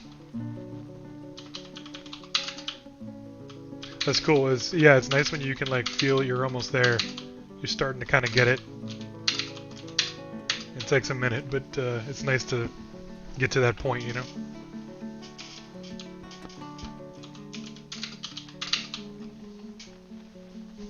Alright, I think that looks symmetrical. Yep. Yeah, for real. I'm even okay with reading stuff, like, attention span has gotten shorter in the,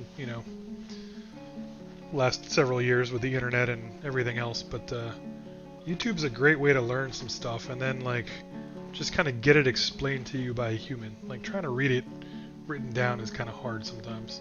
When somebody says it at you, it's easier to comprehend.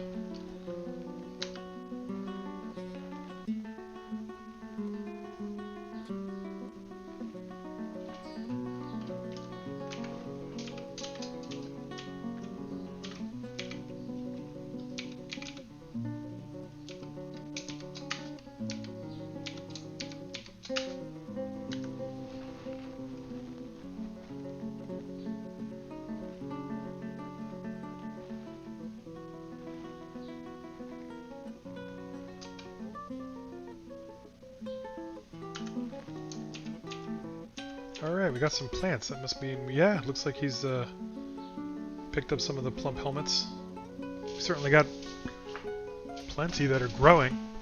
That means the dwarves have been eating them too, which is nice. And we've made some plum helmet wine as well.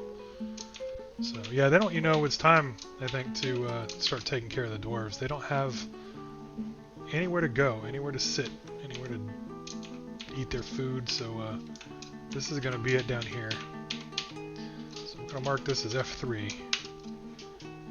F3 zoom.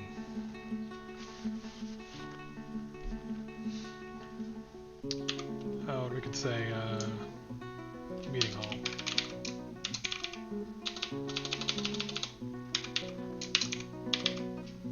Nice.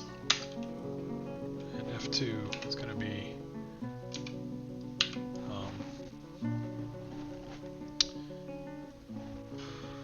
Stoneworks.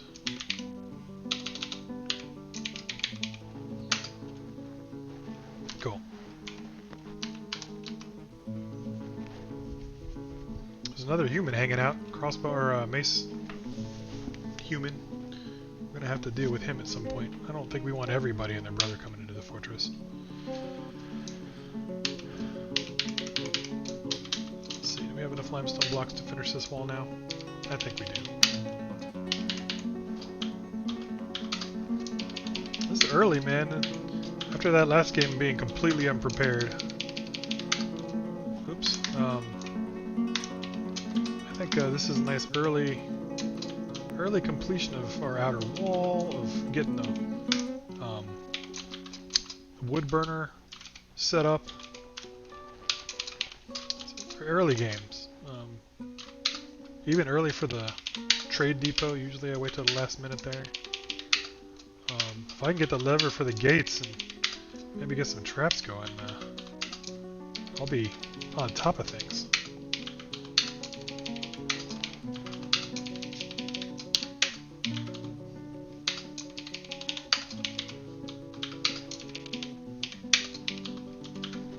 Almost done with our exterior wall. Yeah, this is gonna be good. This is gonna be good. Protected for the first time in a while. Yeah, see, he's want to hang out, didn't he? Yeah. Fish virgin. Tunique's fish virgin. That's a great name. A great name. Good job, buddy. Yeah, you can stay. You can stay. With a name like that, you're gonna need some help. Tunique fish virgin. This game is great. Human elite crossbowman. You know what? We're gonna have to build a place for these guys to hang out and like seriously beef up our food and drink, because you know these guys are gonna be our early defenses. I think. Not that we can control them at all, but like they'll end up being helpful. And we got some migrants. All right. Let's see. Let's see. What are we doing migrant-wise? Dwarf therapist. It's crashed, apparently. There we go.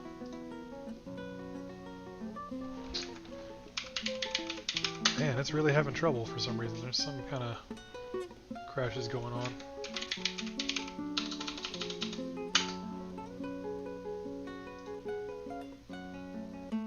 Alright, there it goes. Wow. So as you can see, we have a legendary stone crafter, a legendary gem cutter, and gem setter. That never happens. These guys, there must be something. I doubt. I really doubt. I bet these guys are... He's a legendary persuader. Datan. High Master Student, Geographer, Great Reader. I doubt.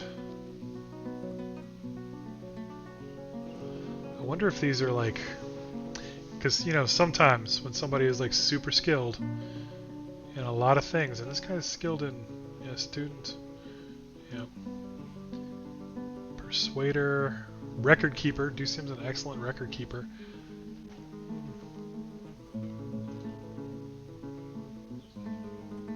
I don't know. Sometimes these kind of people end up being vampires or something like that. People who have lived a long, long time. So it's weird to me. Hey, welcome guys. Ur's Rune, thanks for the raid. I appreciate it.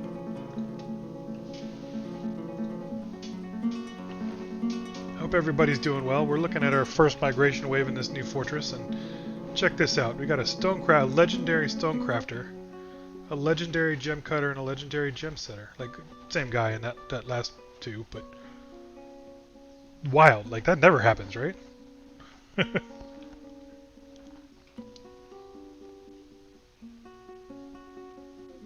Ruz Rukia, I love it.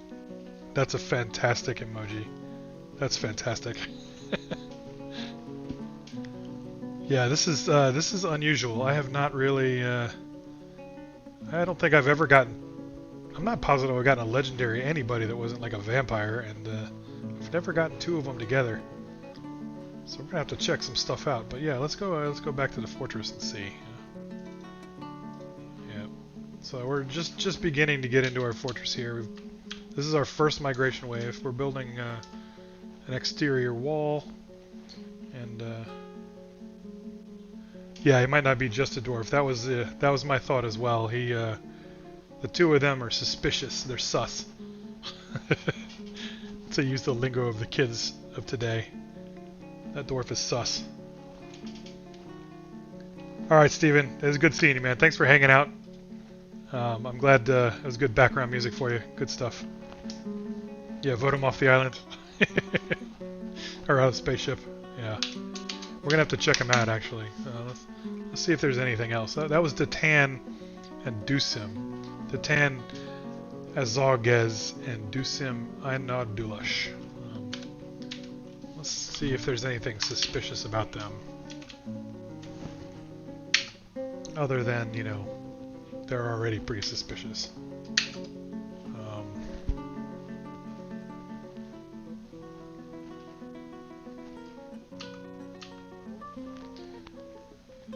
Yeah, I wonder what relationships will tell us.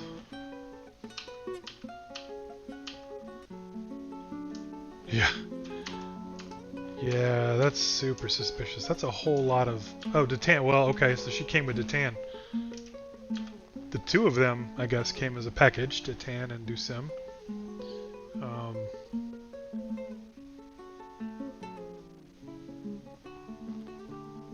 Not with their children. Not with their parents. Not with her parents, anyway. She's got a lot of family.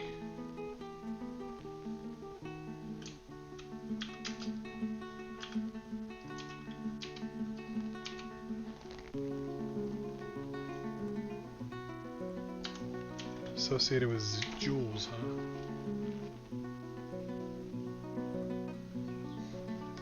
huh? Hey, Adam of Geekheim. Mello, hey, good. Thanks for coming. I appreciate it. I'm glad to see you folks. We're just taking a look. We're taking a look at some dwarves here. What's up, sub? How's it going, everybody? It's good to see you. Yeah, we just got a migration wave, and we got two dwarves that are super suspicious. They're extremely good at what they do. The chart, that was Dwarf Therapist. That's a third-party application that you can use to see kind of what your dwarves are good at and kind of assign them jobs, right? So these are the dwarves in the fortress, you know, all here. These are the two new dwarves we just got. If you see, they are a legendary stonecrafter and a legendary gem cutter and gem setter. And apparently they're a couple. They're a husband and wife. Yeah, so that's kind of weird to me. They sometimes dwarves that are really good at stuff are suspicious. They might be vampires. They've lived too long, and they're good at things, and they're trying to hide that they're vampires, but they give themselves away a little bit. So let me hit the button back over here so we can take a look. Yeah, so these are the dwarves we're looking at, Datan and Dusim. Get the screen back up. Yeah, so Dusim, weirdly enough, that's odd. Dusim has just his wife, his god,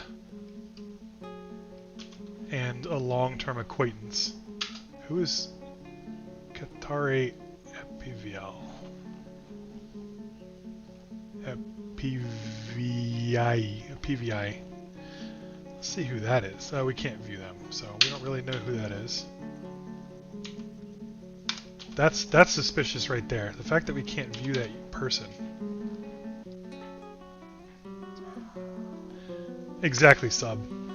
They're too good at what they do. Clearly, they've lived far too long, and they're suspicious at the very least. So we need to keep an eye on them. Unfortunately, I'm not super good at spotting them like that. So we'll have to see if anybody just pops off and we start finding dwarves that are dead and drained of blood. That's a thing. Could be a thing. It's weird to me that this guy only has 3 acquaintances and we can't look at one of them. Or 3 relationships. And then the other one, Dusim, his wife, has all the relationships. Pages and pages of them. As well as people we can't really look at. Former apprentice? Long-term acquaintance? Monster, or elf monster slayer. Weird. That's clearly suspicious. Dwarves that are friends with elves? Yep, they've got to be vampires. We'll keep an eye on them. All right, so this is our fortress. We're building the exterior walls. We're early days. We've only just started the fortress today, so we're actually ahead of schedule. I am usually really bad about getting defenses and stuff up until far too late, but today we're ahead of schedule. Getting the fortress built, getting the exterior wall built.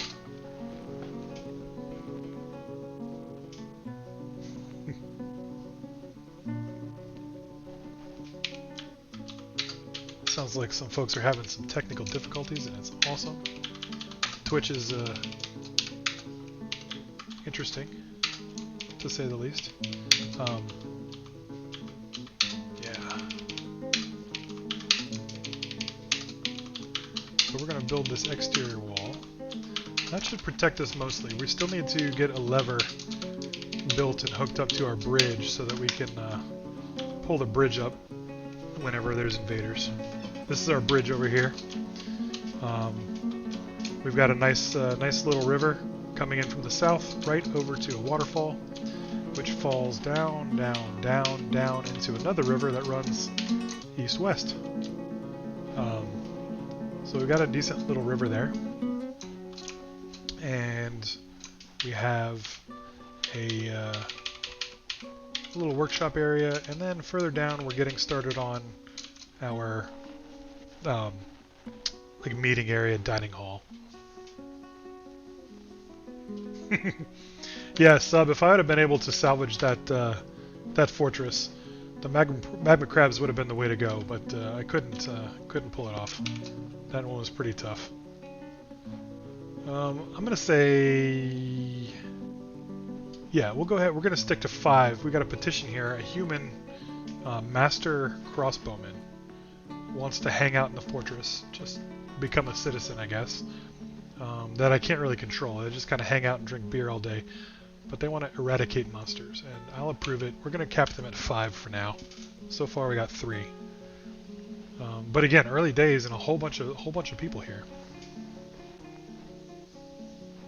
I'm the top DwarfFortress streamer right now? Alright. It helps to be one of a very few people. That really makes it a lot easier. Yeah, we're going to move the designations here. But that's great. I'm glad. I appreciate the raid from Adam Geekheim and from Uru's Rune. Both of you were like back to back. It's kind of wild. I got the most people watching me that have ever watched me, I think.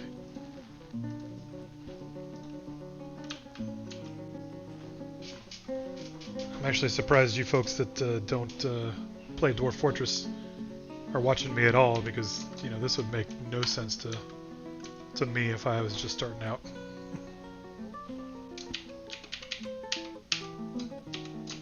Alright, we're gonna go ahead and stop this for now. I need him to make some other stuff. Yeah, there we go. Make the wood burning, so now we can make some charcoal. Actually, let's see, take a look at the dwarves again. Is anybody, nobody really is into, oh, but we got a furnace operator. Do we have is she a wood burner too? She's a farmer though. I need her farming actually. She doesn't need to be actually she needs to be doing nothing else really. So let's go ahead and mark her down as doing the farming, because that is vitally important at this point in the game. Who we got wood burner? We do have a wood burner though. Somebody's pretty decent at wood burning, so I'm going to go ahead and draft them into the furnace operating core too. So who is this? Bemble, who came in this last wave. They're going to be a furnace operator first, or as well, but I'll go ahead and get them started on some wood burning. Commit those changes. Transition back over. Yeah, so our miner and architect is building the furnace here. And that should allow us to, if I can press the right buttons, that'll allow us to make some charcoal, which will allow us to make some glass. Thanks, Adam. I appreciate it. I try, you know. Got my nice shirt on. Got the beard going. Got my dwarf mug. Glad to be of service. It's nice after a day of work. It's nice to be able to relax with some DwarfFortress and some friends. So thanks for stopping by. Thanks, Dr. Phineas. I appreciate that. It's been growing on me. That's right. I just laughed at my own joke. Alright, let's build a bar stockpile here. Who you calling friend, pal? Not you, Bodhi. I'm just kidding. You're my friend. Those are the best friends. You know, people that you know on the internet and have never met in real life and still have plenty in common with. Those are good friends. As opposed to the people I know on Facebook who are people I grew up with and have nothing in common with. Yeah, so yeah, that's going to be a charcoal stockpile. And glass furnace. So we're going to make a glass furnace. And we're going to make charcoal. Yep. And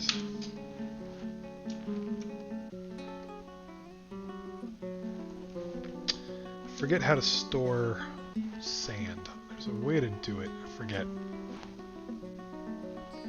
I think I need the glass furnace to do it, actually. Do I have a glazer? I need somebody who can do... Well, no, the furnace operator will do it. That's right. Okay. So...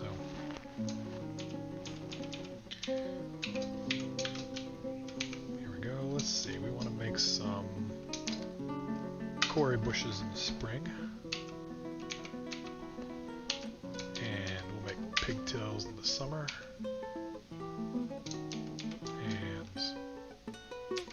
Pigtails in the fall, and dimple cups in the winter. That works. That'll be a nice little farm.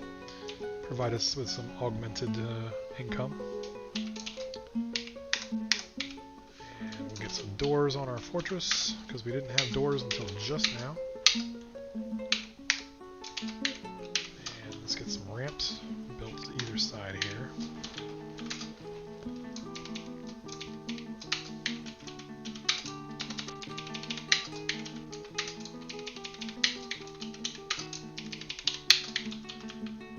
I don't think this is what it would actually look like if you looked at it in 3D, but I'm going to pretend that this little area here looks like a tiny little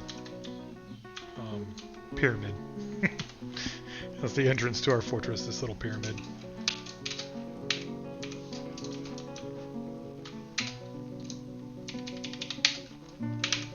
And some limestone ground, since we've got a nice looking floor. How's our trade depot? We're still waiting on the mason. Where's the mason? He's building other stuff, I guess. Been busy. We got time though. It's still only summer. Yeah, late summer. We're expecting caravan pretty soon, so we need to get the trade depot built. We gotta have something to trade. So it looks like we got plenty of fish and some plants. So I think let's go ahead and make some more drinks before we run out of drink. And we'll make some more food. Yep. Yep.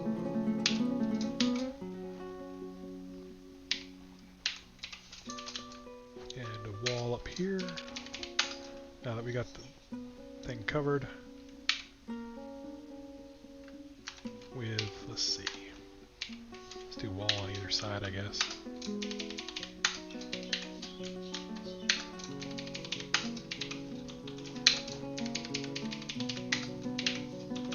Then we'll do some ramps in the corner.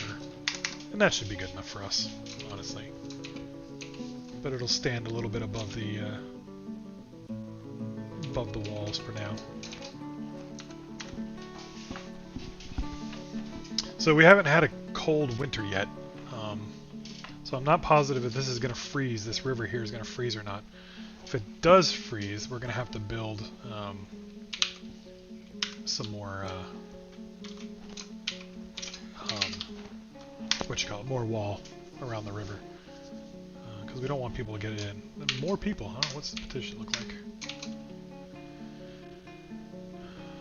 Well, I said 5, right? So we're at 4. This will be 4. That's fine. We'll accept him, and then at 5 we'll stop.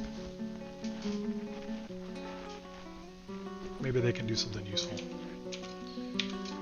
Alright, we're going to make some lavish meals. Let's see what we're doing in the kitchen here. We've got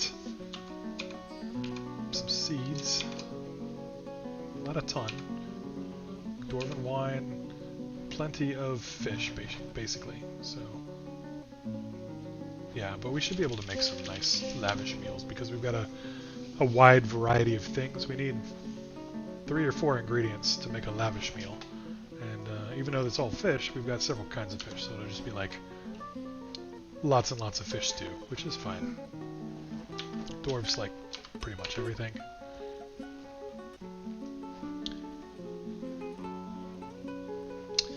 Food variety does do something. The dwarves, they get tired of drinking and eating the same things over and over again.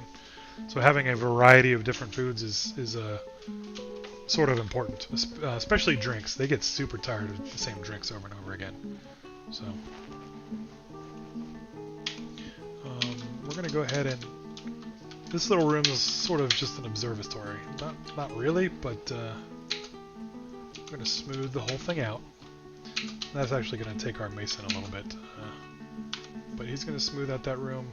And we have, let's see, we had a nice stonecrafter dwarf. Yeah, that was the legendary stonecrafter. We should probably get the stonecrafter to craft it. So we're going to tell this one to stop crafting. So that it's only the legendary stonecrafter. Look at this, I completely missed this as well. There's a child who's a legendary ambusher. So this whole migration wave is super suspicious. There's no way that child is a legendary hunter.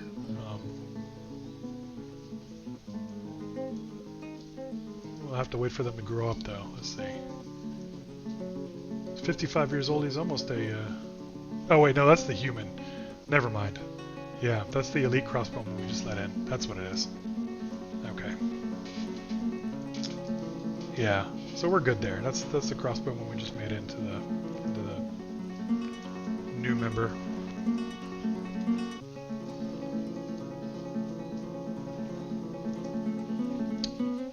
Hey man, DwarfFortress, even the children are dangerous, let me tell you.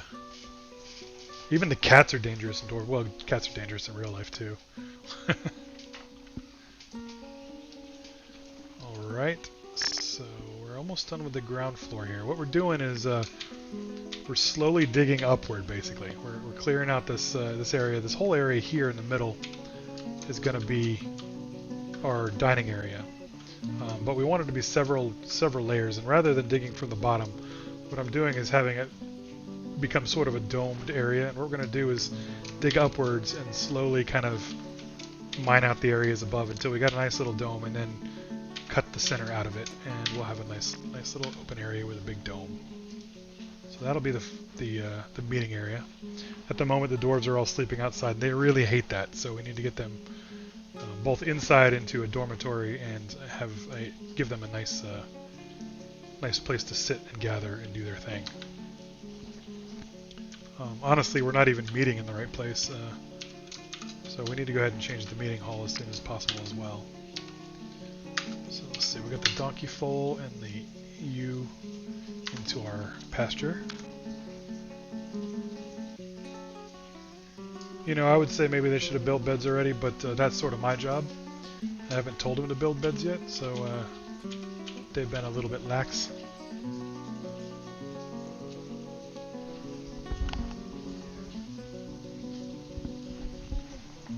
I hear a whole bunch of water running. That's got to be for a reason, but I'm going to check on that real quick. Be right back. Just a second.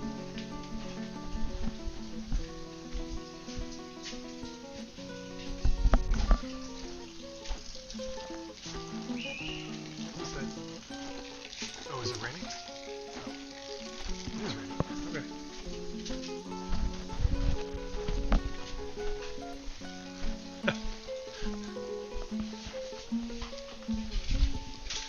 Alright, we're good. That's just Mother Nature. It's raining outside. And there's a giant torrent coming off of one corner of the house, so that's what I'm hearing. The windows are open and I hear all the rain, so we're good. It sounded like it was in the house, but it's coming from right outside my window, which is why I was a little confused. See, I've got this green screen up behind me, and since you can't see it, maybe you didn't think about it, but I can't see through the green screen to see the rain.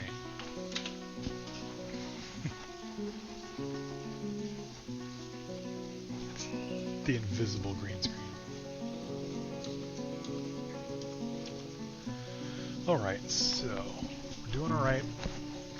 Got the walls built. Don't quite have the roof built because the dwarves decided they couldn't get there. So let's see.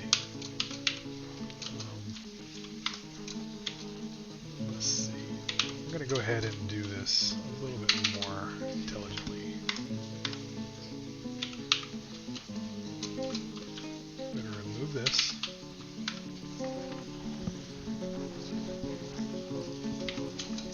We're going to suspend these for now.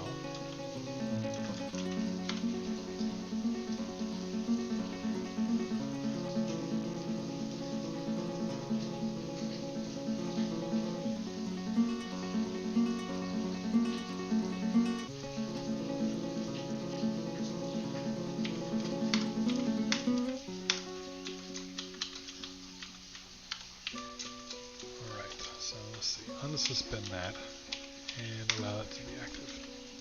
So they should be able to reach them now, and they're going to build those walls, hopefully.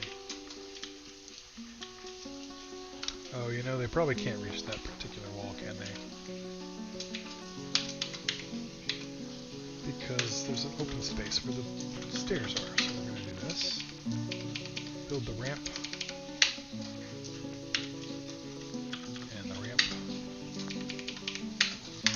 We're going to have to move the depot because it looks stupid there. So we're going to move it back some.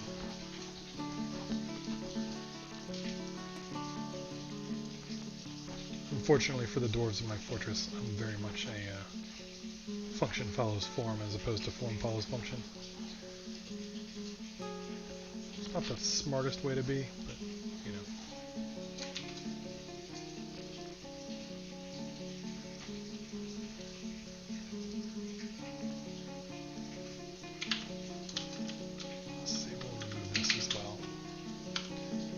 That's not going to help. Don't remove that. That's not a floor.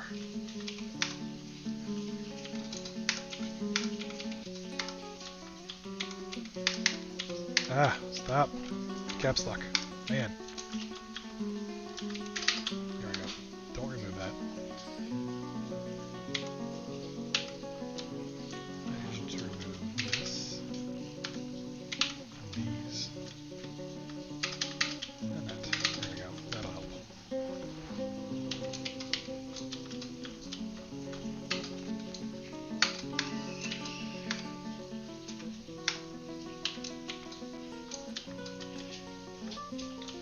We'll put the trade depot just a little bit more to the north. There we go.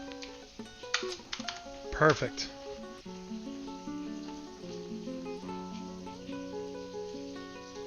We've got a nice limestone pyramid entrance to the fortress now.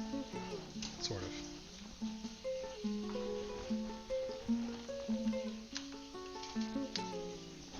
Saving the game. Saving the game.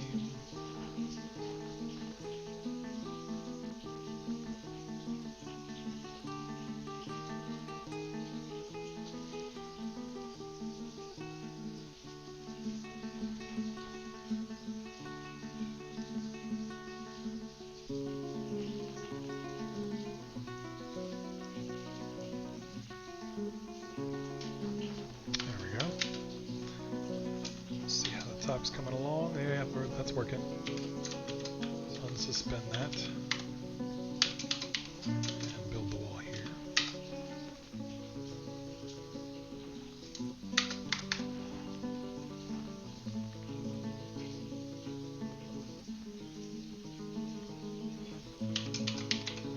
Now we can build these two.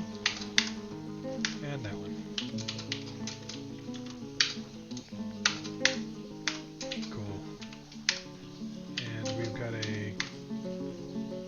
Woodcutter's shop downstairs, so we can get rid of that. Or, sorry, a carpenter's shop. Now I can put the ramps here.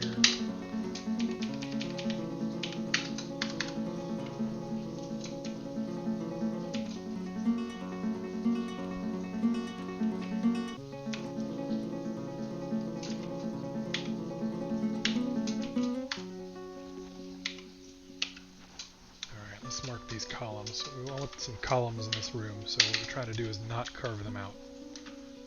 So we want to avoid cutting these down.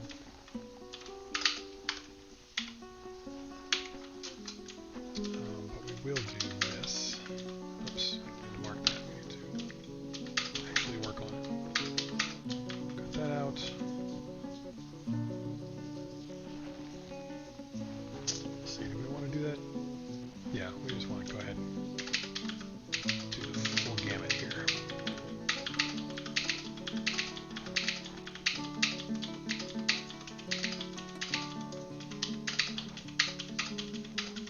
This is our meeting hall. Yeah, we're going to do this.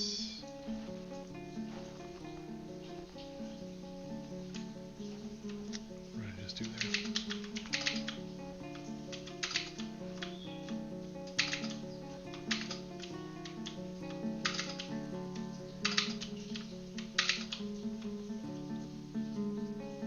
Yeah, that should be alright.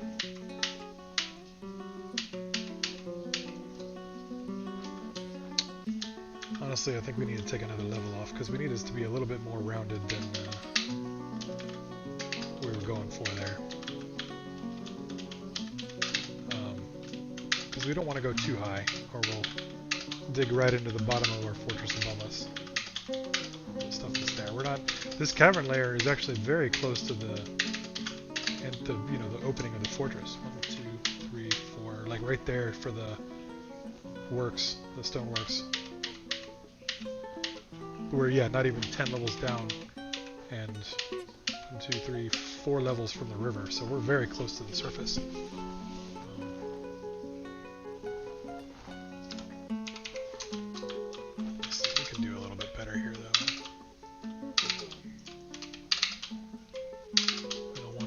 Just a big square. Yeah, that looks better. So that'll be a nice ramp up to the next floor. We'll take out some more floor around us. Yeah, see? Digging up there. That'll be nice. Alright. We need to get people inside. It's time. They're all just hanging outside. Refuse pile into a safer spot, just kind of over here in the corner, so that the butcher doesn't get into trouble.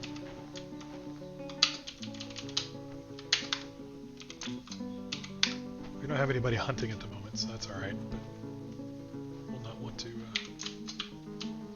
That's not oh, I said furniture. Oops, that's my fault.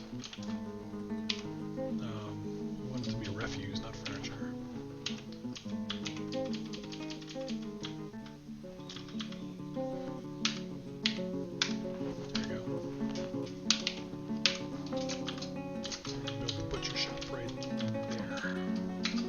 Right in the corner.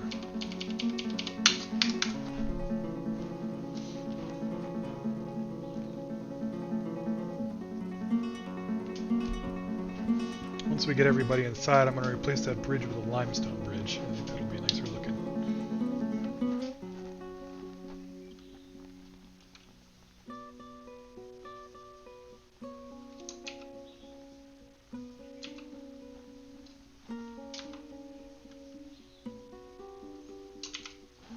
We got plenty there. That's right. I hadn't thought about that. We need to connect the other sides of the.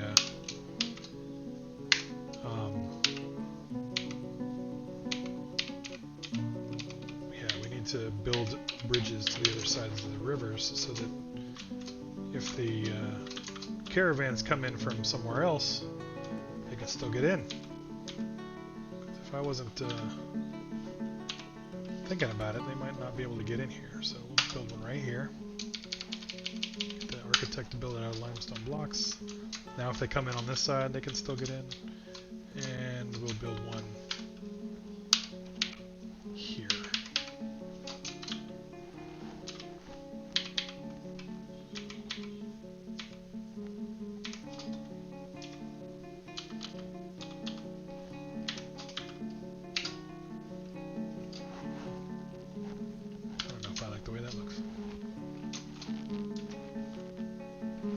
Yeah, that's fine.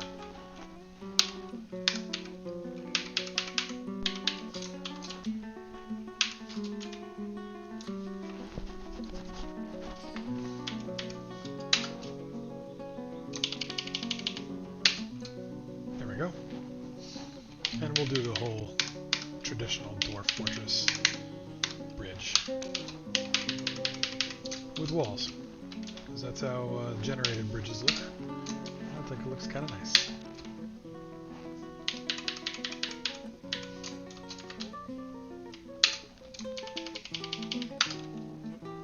Oh, but we're out of limestone blocks, so we'll go ahead and make some limestone blocks too.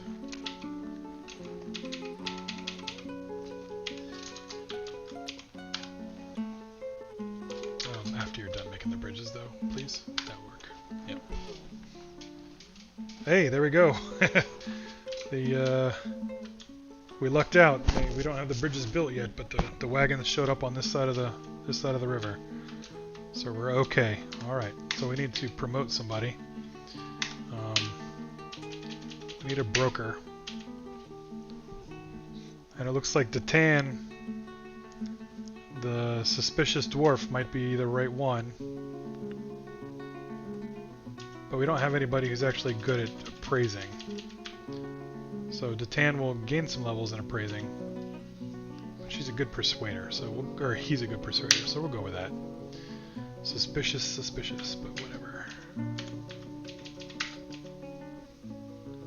Yeah, Dusim, who came with Datan, is a good record keeper, so we'll make them nobles, but hopefully they won't end up being, you know, fortress leaders. That would be bad. I'm pretty sure they're pretty sure they're not on the up and up. Pretty sure. All right, so we need to trade some food.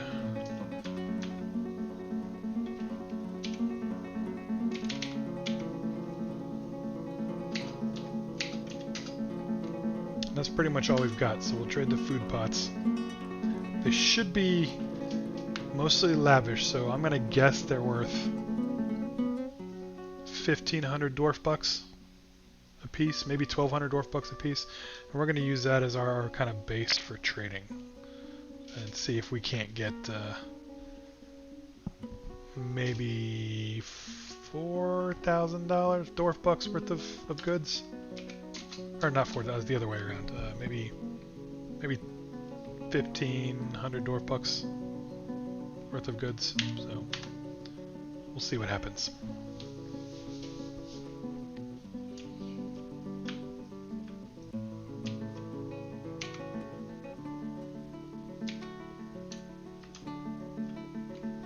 Oh no!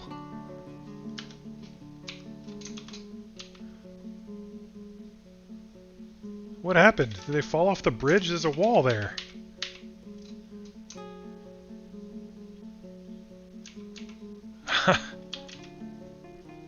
Water buffaloes in the water? Or a cat? Disaster! Disaster! What is going on here? Oh, logs and all kind of other good stuff. Dude's corpse. Mace dwarf. What happened here? Alright.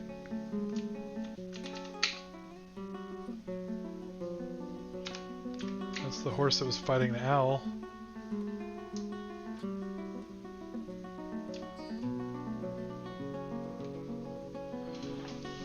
The mace dwarfs jumps. They just, what, did they just fall?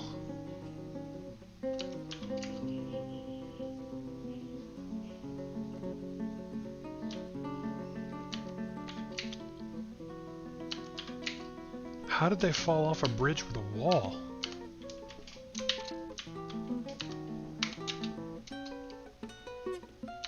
What happened there? Yeah, no doubt. Did they try to cross the river?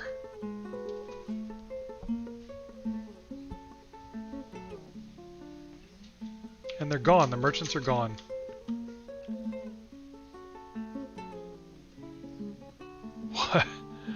What just happened? Holy cow. Is that our representative? No, that's a Hammerdwarf. The merchants just took off. They all died. What? Disaster. They're dwarven merchants too, so they're our people.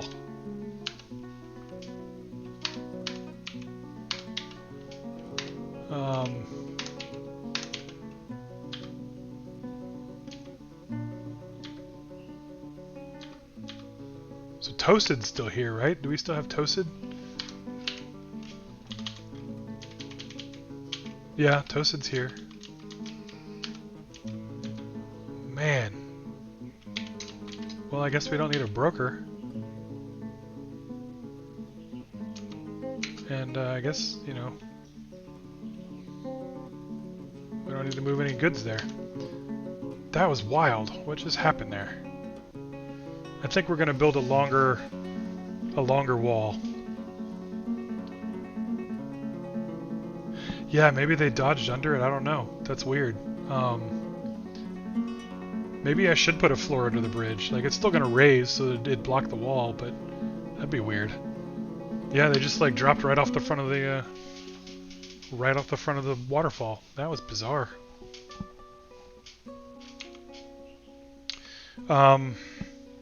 Yeah, I mean, the merchants didn't actually show up, or they did, but they left. So I guess I need to. What do I need?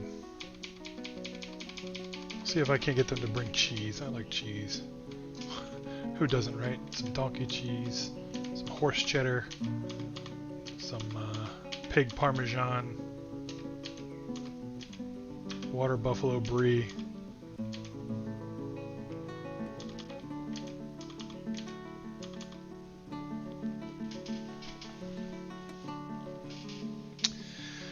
Yeah, so I don't think we can build a floor into the walls, right? Because there'll be a construction present when we try to build the wall. Unless we were to build a wall underneath, like build a floor underneath and build like a wall onto which the other wall could be under, or that the other wall could sit on. Because it'd be from a different level. So what do they want from us? They like windows. That's good. We're gonna have lots of glass. Prepared meals. Oh, we would have traded you our prepared meals. We do have a legendary gem cutter, so put them to work. Scepters, whatever. They're not gonna be worth very much. Amulets, no. We'll do cut gems, windows, prepared meals. That should be all right. Well, thanks, Toasted. Don't jump off the bridge on your way out. Alright, Tura. Yeah, you can come in. Tura tug carries. Alright, that's 5 of you. No more petitions until we get a bigger fortress. Man. Yeah, we need to get people off the side of that wall, too. Or the side of that cliff. That's where everybody's hanging out. Right there still.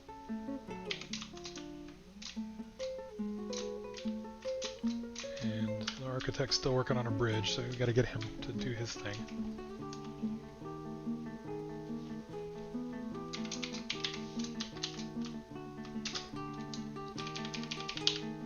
Yeah, that'll work. Yeah, you know what? We could probably do that. We could probably dig here, build a bridge underneath and walls on either side. Then take the bridge down, seal up the walls, and it'll look like, you know, be a little bridge with walls under it. It'll be kind of... No, you know what? It can't do that because it'll block up the river. As soon as we breach here, we'll flood the fortress. So, weird. Yeah, that was weird. Maybe we'll just take the walls down. They can still dodge off the bridge, though. I don't know. It'll probably never happen again. But yeah, let's go ahead and take the walls down. There's no good reason.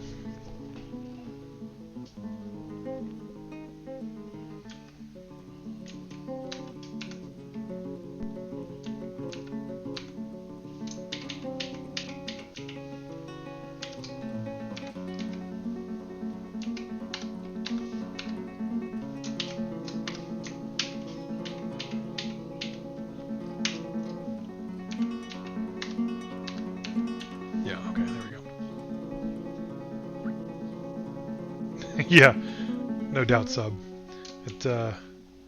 I've said it, guaranteed the whole fortress is going to burn to the ground in the next 30 minutes. We need another ramp. We're going to make it... Yeah, we're going to make this the top level. Yeah, we're done. So, dig out this top level here, and then go ahead and start mining down again.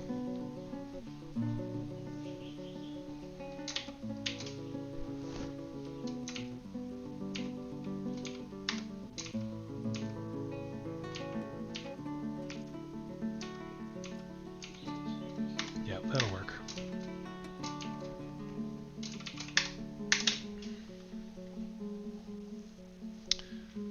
Why is Fikot unconscious? What is going on here?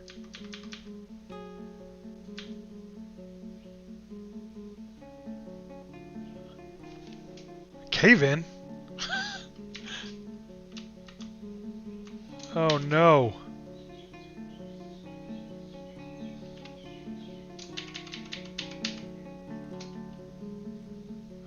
Sub, I think you cursed me. It just... they all just fell off the bridge. All those folks. I don't understand. Was somebody standing... What is happening?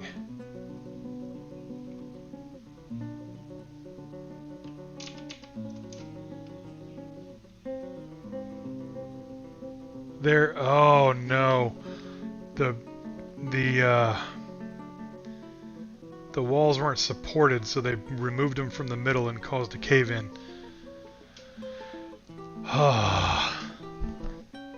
This is bad. This is bad. Well, we got some migrants to replace all those people, but who are we about to lose?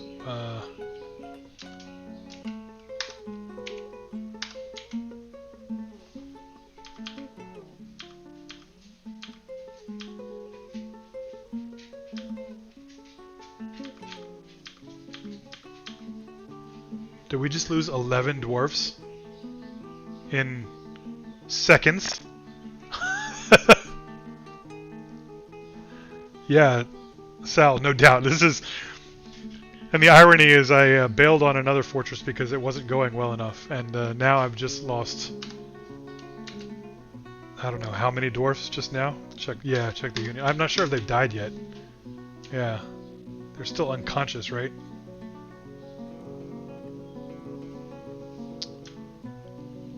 Yeah, because Tun is one of them. He's at the bottom of the river, I think. Unless this is Tun here. No, that's Fikod. That's important. Fikod's important.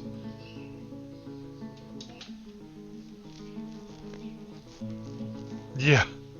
I don't know. I'm going to try to make this one work, but holy cow. We lost, yeah, we lost the two, like, suspected vampire dwarves, I think. But we got 5 dwarfs. Another legendary fish cleaner of all things. That's weird.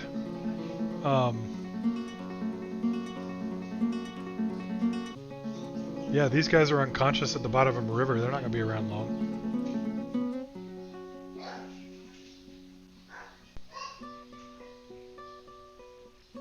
Yeah, that's fair. We'll have some vampires hanging out at the bottom of the river. I don't know if they can get back up unless they can leave the fortress through the river and get out when it gets back to level ground, because the entire river is just in the middle of the caverns or chasms. So that was. Let's see what happens. Let's see what happens. Let some time go by. Find out who did not survive this. Maybe it's all that. I don't know. Our doors have been going back and forth across the mist for a while.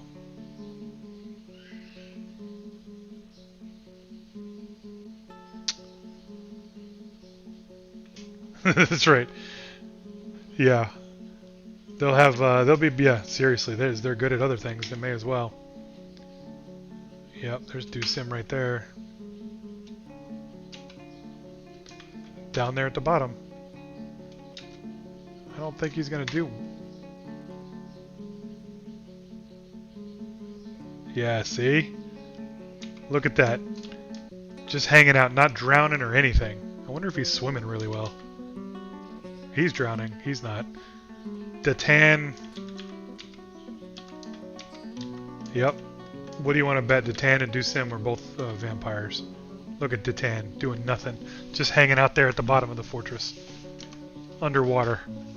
Vampire for sure. That'll be interesting. They're just gonna keep swimming for a while. I don't even have a way to rescue them. Without flooding the whole fortress. Alright. Oh, man, okay.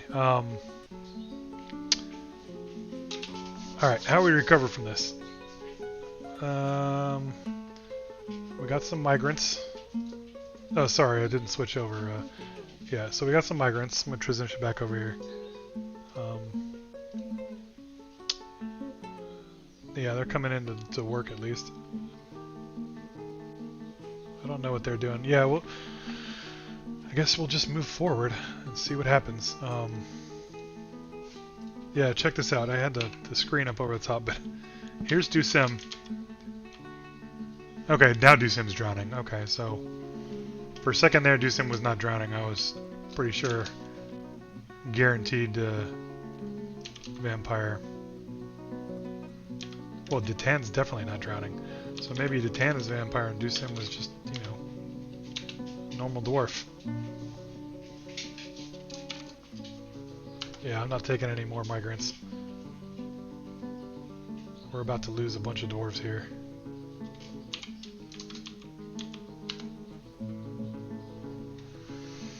Unless I can get, is our miner still alive? Do we have a miner? We do have a miner, Iteb. Let's see if we can get Iteb. Alright, alright. Alright. Maybe. I don't know. We'll see if this works. We're gonna have Iteb carve his way over here.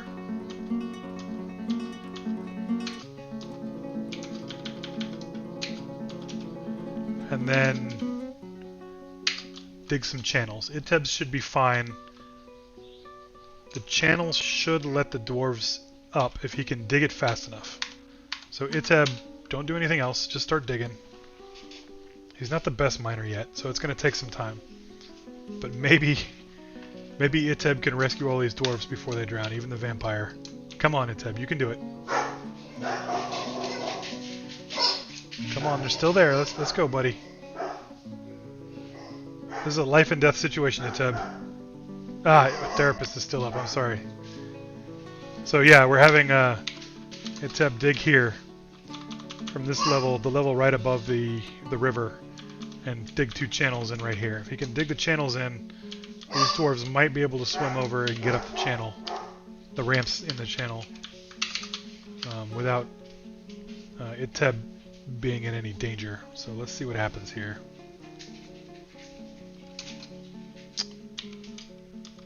The tan's still there. The tan's got to be a vampire. There's no way. The tan shouldn't be alive anymore. Dusim is also not drowning at the moment. It's got to be vampires. We should put them to work somewhere else. Alright guys, can you make it? Can you make it over there? There's a ramp right there for you. Come on.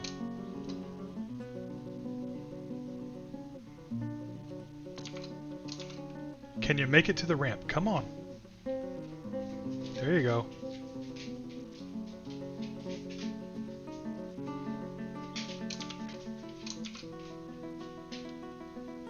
I don't know if they're going to be able to make it over there.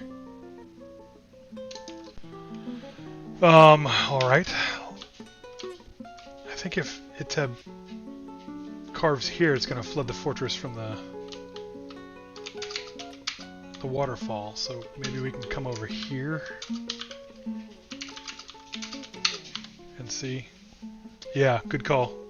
Thanks, Dr. Phineas. We're going to go that way. If we carve out the back, it's just going to fill the fortress with water. Well, that's not true. I think I've done that before, and it only fills it up with water if the waterfall freezes, and then the inside is going to thaw first. So, as long as the waterfall's not frozen, and it's not at the moment, and we can seal this back up, yeah, we're going to do that. We're going to try this and see if that doesn't help. And if it doesn't, we'll come around the other side. And if it does flood it, you know what? We're going to build a door right now and get that built. Assuming we have a mason still. Do we have a mason? We do have a mason. God is still alive and making the door. Okay, excellent. So we still have a mason. I think that was Fikad that was injured, but not like seriously injured. So he's gonna make a door real quick. Yeah, he looks all right. Oh, you know what? If he's hungry, he's not a vampire, is he? He's just good at what he does and a good swimmer, maybe? I don't know. Still suspicious. Still very suspicious. Let's get this door built, please.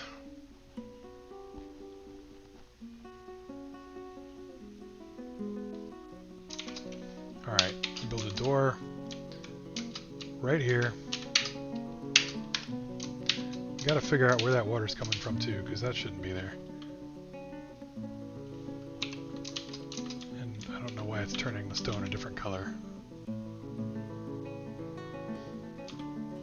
There's sand in the limestone? Is that coming from upstairs maybe? I don't know. DwarfFortress has become even more mysterious in recent years. It was already kind of mysterious. Hello, Smiley Face Pancake. Thank you for showing up, hanging out. It's good to see you. We're trying to rescue some dwarves that have fallen to the bottom of this waterfall and seem to be swimming just fine, but don't seem to be smart enough to get upstairs.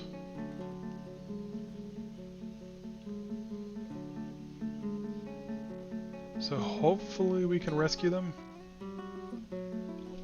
You coming up? Come on. Somebody was there just a second ago. Let's go.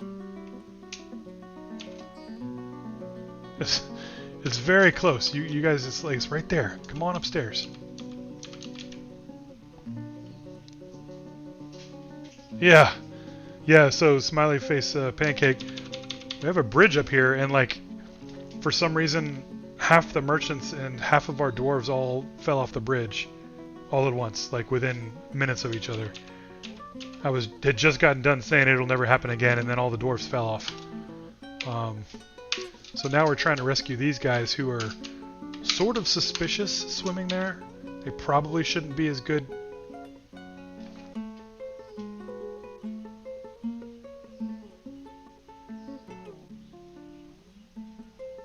What?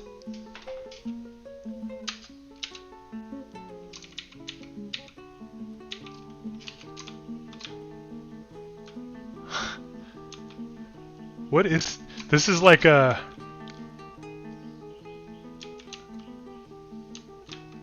Oh my god. Like, I don't understand. Is it because they're building a wall up here? Did they build the wall too soon and it like dragged the whole group off the bridge?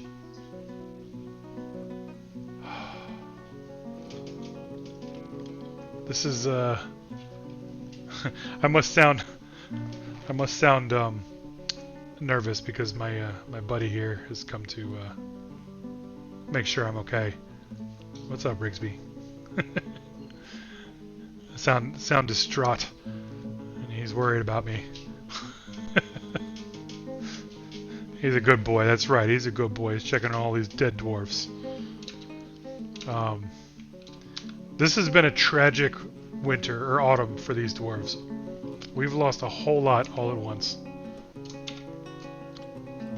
We got one guy. Look at that. Dusim has made it up, at least. He's got an injured foot, but he's made it up onto the what you call it, the landing there. Yeah, I like it. Yeah, you know what? One of them slipped and fell and took them all in, and it was the banana peel that did it. I believe that to be true, smiley face pancake. That is clearly what happened. All right, so Dusim here, who is suspicious and probably a vampire, is also injured. So we're going to build a little hospital.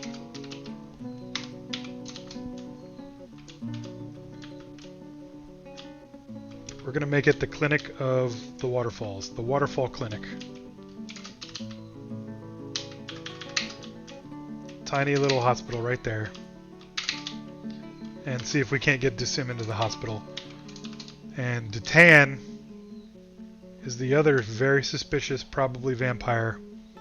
He's right there, so maybe she can make it up the ramp. Come on, Datan. Is she gonna make it? I don't know if she will.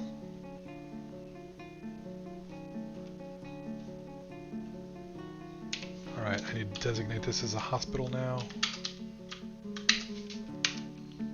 And let's build a container. We got a couple of bags, that's good. A couple of bags.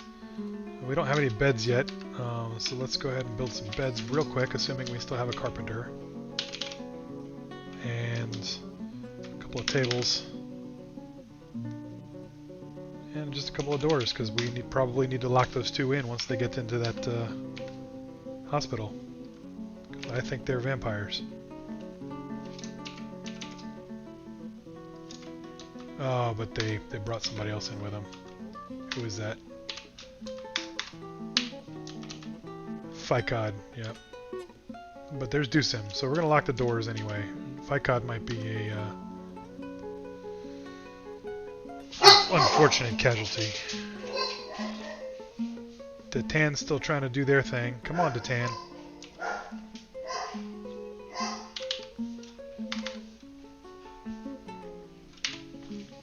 We do have a carpenter who is currently fishing. Priorities, man. Priorities.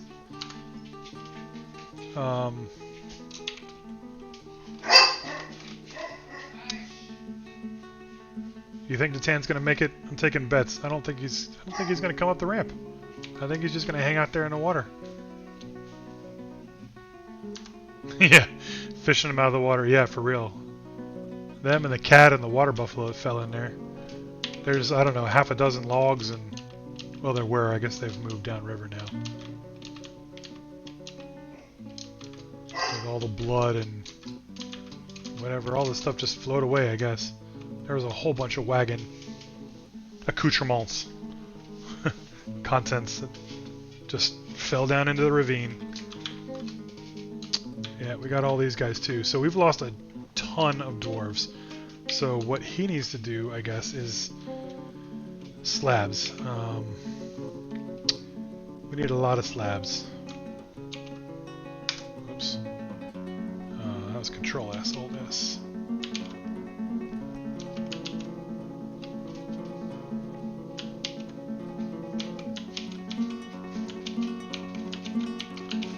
That is a difficult key combination to get with your fingers, let me tell you.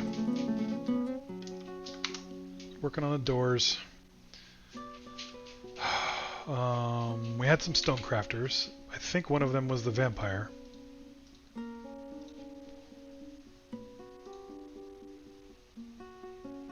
Yeah, we've lost a ton of dwarves.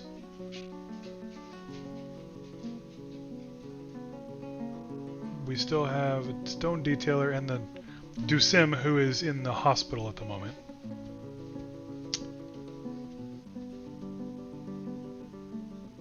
And Datan, who is trying to swim to the hospital.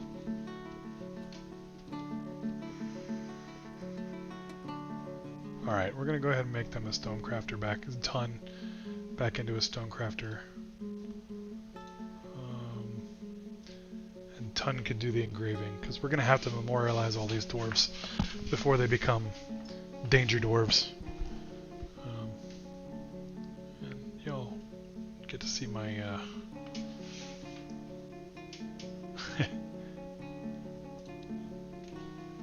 the side of my blue screen. There we go. That's better. How often do I stream? You know, I had been streaming very rarely. Part of the reason was I moved to a whole other state recently, so streaming had fallen way off. But I'm hoping to stream 2 or 3 nights a week. I'm thinking definitely Monday and Wednesday, and possibly Saturday. That might be the schedule. So please stop by anytime. I'm actually in Hawaii time, so I'm streaming. It's about 6 p.m. for me. I usually start streaming at about 3 o'clock, 3:30. So whatever that is, in whatever time zone you live in, it's like 8 o'clock Eastern, 5 o'clock Pacific, and then, you know, perhaps you're on Australia and it's early morning for you. So please join me if you want to. I would love to have you. And, you know, be warned, I've been playing DwarfFortress for a very long time and I still suck at it. So, you know, you're not going to see anything, any giant awesome constructions. You're mostly going to see dwarves dying like this, falling off of bridges and drowning, apparently. Or not drowning, as the vampires are wont to do here. What is my favorite variety of fantasy dwarf? I'm not sure how I would answer that question. Can you, Smiley Face Pancake, can you give me an idea what you mean by variety? I guess I grew up reading Dragonlance novels, so like sort of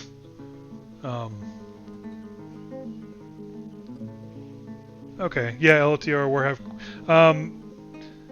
You know, honestly, like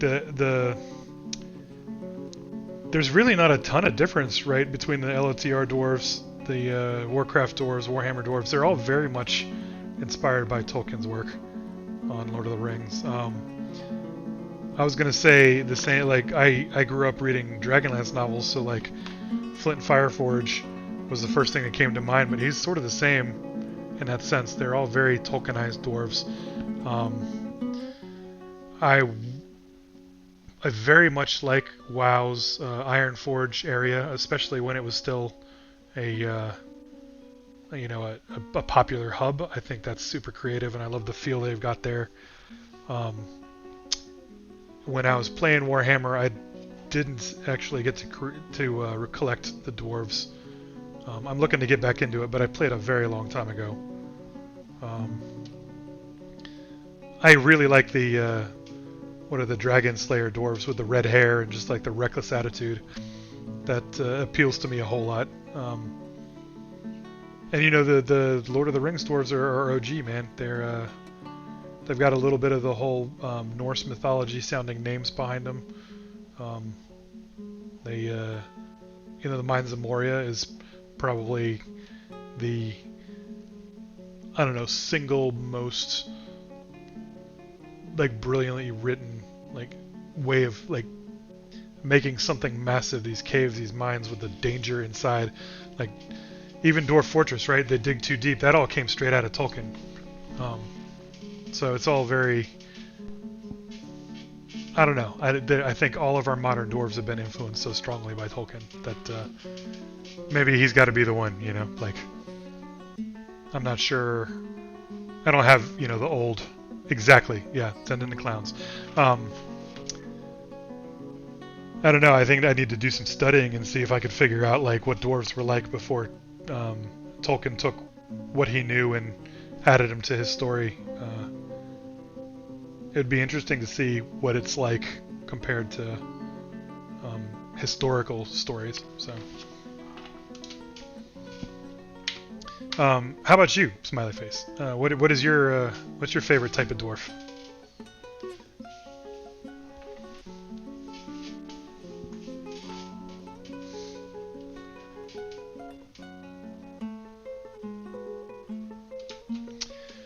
Yeah, the Chaos Dwarves were pretty dang cool. They're I'm drawing a blank on the name of the bull, the human-faced bull or the dwarf-faced bull, with the very Mesopotamian or Babylonian-looking curly beards with the tight spirals. It's pretty neat. It really is. They're Lamassu and Shedu in the human world. Yeah, Hashut. Okay. Yeah. In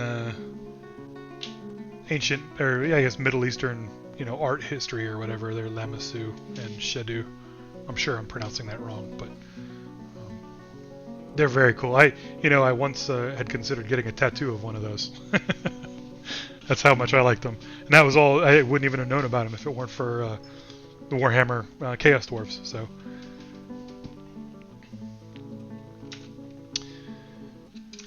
good question. That was a good discussion there. Lamassu are the monsters the dwarves chill with. Okay. Lamassu, yeah. I have to do some more reading. The lore for Warhammer has changed a ton. Well, maybe not changed, but was expanded a lot. Like, it's a different world than it was when I was playing in high school. They've got the whole like chaos and whatever factions, the Age of Sigmar stuff. It's all very different. Hey, look at that! Vampire dude finally made it out of the water. But he's starving and dehydrated, so he must not be a vampire. Maybe he's just a really good swimmer. Because vampires don't get starving or dehydrated. So this might, honestly, have cleared both Dusim and Detan of their suspicion, because neither one of them should have been thirsty or starving. For real, yeah, they've been swimming forever. Like, all the other dwarves have drowned, a long time ago. They're all dead at the bottom of the ocean, or the river here. So good for them. Hopefully somebody gets him and puts him in the hospital before he falls back off that cliff. Or, dies of hunger. We need some more beds. Let's get some more beds because there's more injured people. And we need some more slabs. Oh, not Control S, Alt S. A, Alt S, A, Alt S. That's a very tricky key combination.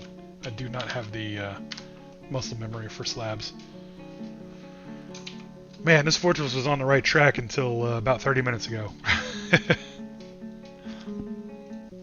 This might have been one of the most wild episodes. Yep, look at that.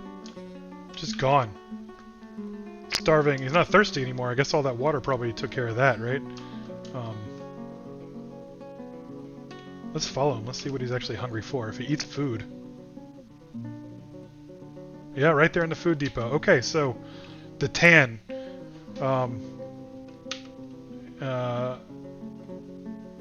let's see. We're gonna customize Datan a little bit. We're gonna give Datan the nickname, and we're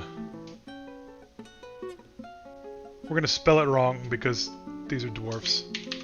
I know it's Phelps. We're gonna give him Phelps with an F,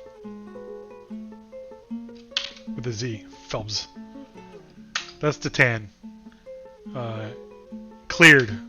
We're gonna let Datan Phelps free run in the fortress. They're a hero right there. We should build. We're gonna build a statue of Datan. I think that's wild. That was wild. If Deucim lives through this, same thing with Deucim. They're all set, man. The only two nobles we have, because they showed up being excellent already. They were already legendary in a bunch of different ways. So there are only two nobles other than the expedition leader, the broker and a bookkeeper. What are the odds, man? Let's see. Maybe we can see the wounds for Deucim here. I think it's just mangled left lower leg, so they're gonna need a crutch.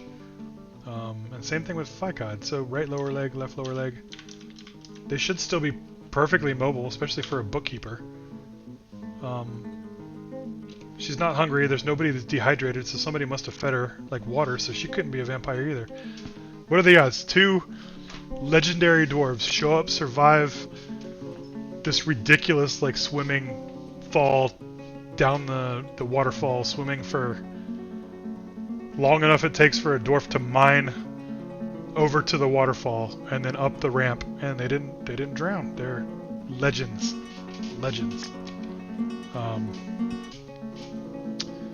What are we gonna give her? We gotta give her something cool. How about not vampy? There we go. Alright, so Phelps and not vampy. Legends. Thank you. Yes, FF. And then Ficod, I sure hope Ficod pulls through, because, you know, that was pretty good too. They were still on the bridge. They didn't do the fall, but they lived through a collapse of a wall, and were dragged off the bridge by somebody else. So, or dragged safely from the bridge by somebody else. So hopefully they'll be all right. Water is still flowing down here. I wonder if it's dry there. Is there like floor space here or something that's problematic? No, that's open space. That's a ramp. That's limestone. I don't know what's actually... I don't know where the water's coming from here. Maybe it's still drying off. We'll see. Give it some more time. Alright, but... we're going to go ahead and do this as well. Let's see, we need some doors.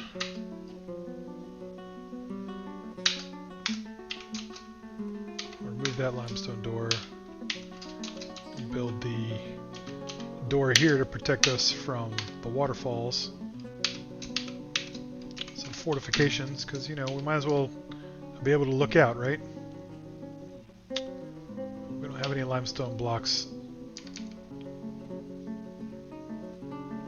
We'll just go ahead with wood for right now.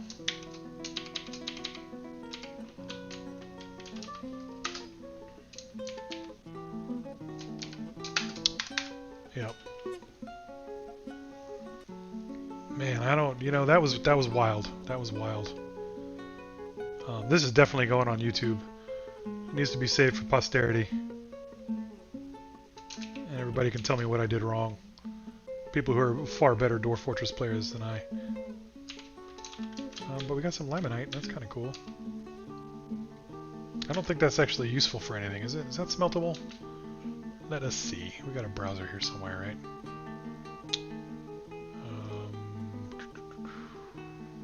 Maybe not. I'll pull it up behind me here. Do I remember my first fortress? I'm not sure I do, because it didn't last very long. Well, I guess I do remember it. I don't know if you remember Captain Duck. He used to put YouTube videos on DwarfFortress, and had a little series on how to get started with DwarfFortress. And I didn't see those before the first time I played DwarfFortress, so I did embark into a biome, and within a couple of weeks, all my dwarves had starved. So it wasn't a very memorable fortress, other than, oh, you know what? That's not true. I do remember my first fortress. I embarked next to a river. This might be 10 years ago. I've been playing DwarfFortress for a very long time. I embarked next to a river, and there were alligators in the river, and probably within the first 15 minutes, all my dwarves had been slaughtered by the alligators. That was my very first fortress, and I was hooked. Like, not a very welcoming way into DwarfFortress, and I was still sold. It was just like, that was the best thing that's ever happened to me.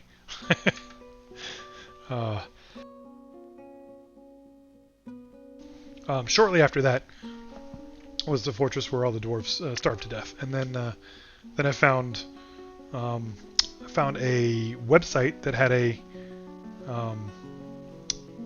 like a little tutorial. I don't remember the name of the website, but it was a short tutorial on how to just get started enough to like make some food and like carve your first entrances in and into the caves or the side of the hill, and that was kind of that's where it took off. I was able to live after that, but that first fortress, everybody died to alligator bites in minutes. Smiley face pancake, your first one fell to an insanity spiral, and you're just very, very confused. Yeah, I could believe it.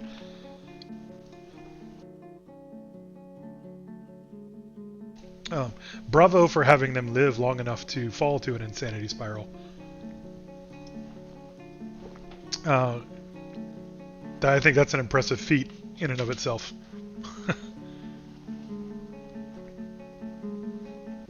Yeah, what was I doing? I was looking to see if limonite was smeltable. I don't think so. DwarfFortress wiki.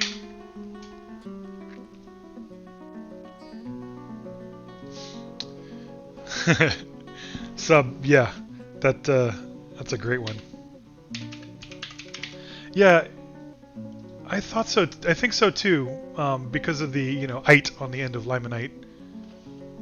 Okay, but it can be smelted. Okay, there's one of them that sounds like it should be an ore of iron because it's got the ite in it, but is not smeltable. Or maybe it looks like it is, but it's not smeltable. But that's great. So we've got iron ore, and this is the first bit of it that our miner has been good enough to leave behind the ore and not just boulders or nothing. So the embark, other than like the massive terrible death of all the dwarves in the fortress, has been a fantastic embark. Excuse me again.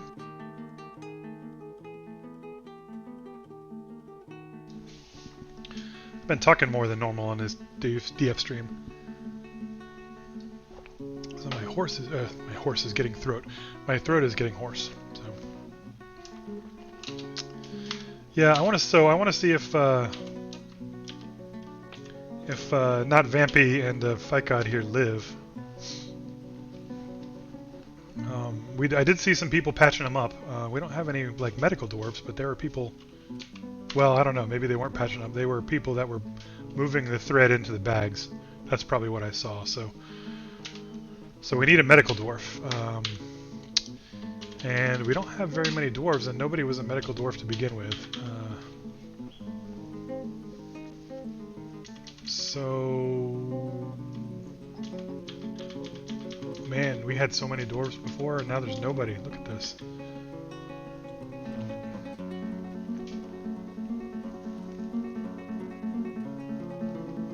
Yeah, right. They came in with all the medical supplies, put them in the bag, and completely left.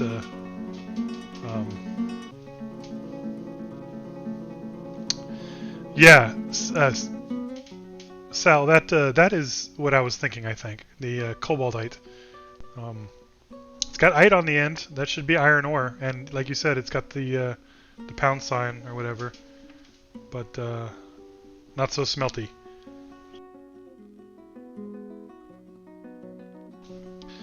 Alright, so we need a medical dwarf. What's, I don't know about a ban. A peasant? I don't... Why is there a peasant in the fortress? Usually they come in with some skills, so... Let's get back to DT. This is a ban who is skilled in literally nothing, which is, you know, suspicious all in itself. I guess they're skilled in recuperation. Maybe we can make them the medical dwarf, and they can teach the you know, the dwarves how to recuperate. I realize that's probably not how that works, but he's a good musician.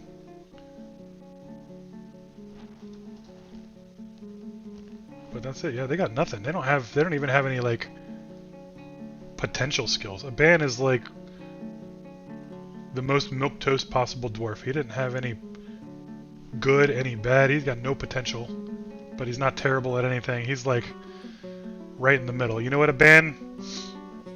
This is your lucky day, buddy, because you're going to be our medical dwarf, and it's not going to come easy, and you're going to have to do a lot of studying, and I bet you're going to kill a couple of dwarves, but congratulations, Aban. You are the chief medical dwarf.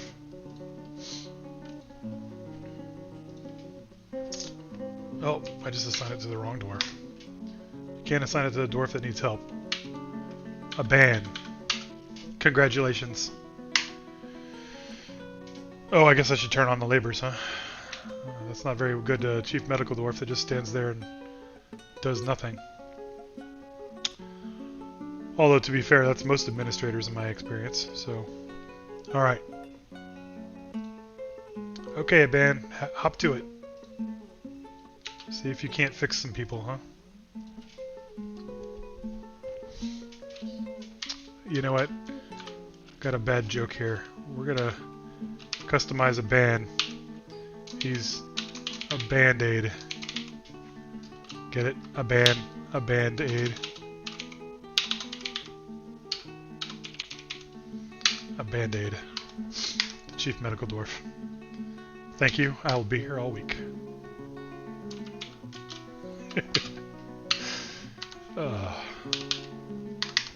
Woodcutter is still fishing probably, right? Oh no. Woodcutter's gone. We must have lost the woodcutter, huh? The woodcutter drowned.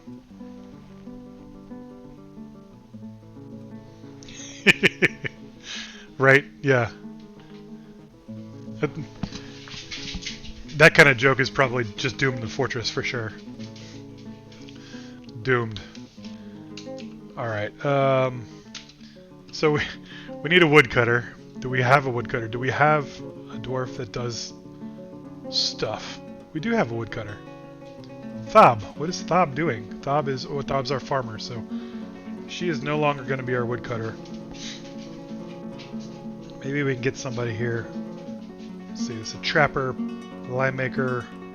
So they're not helpful for anything else. You're going to be our new carpenter. Oh no, you're a miner. You can keep doing that. What about, you got brewers? We got plenty of brewers. And Ushat has, looks like nothing really else. There's a little bit of military. Labash is in the middle. Oh, Labash is well, alright, Labash. 3 goblins.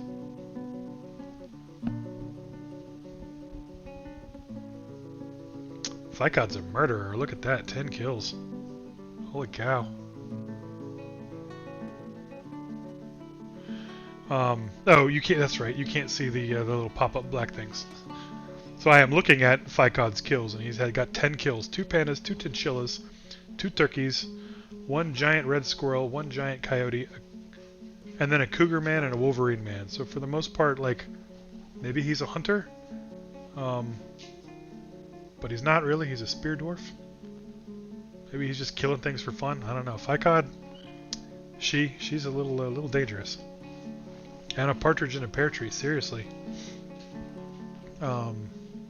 Shorast is also...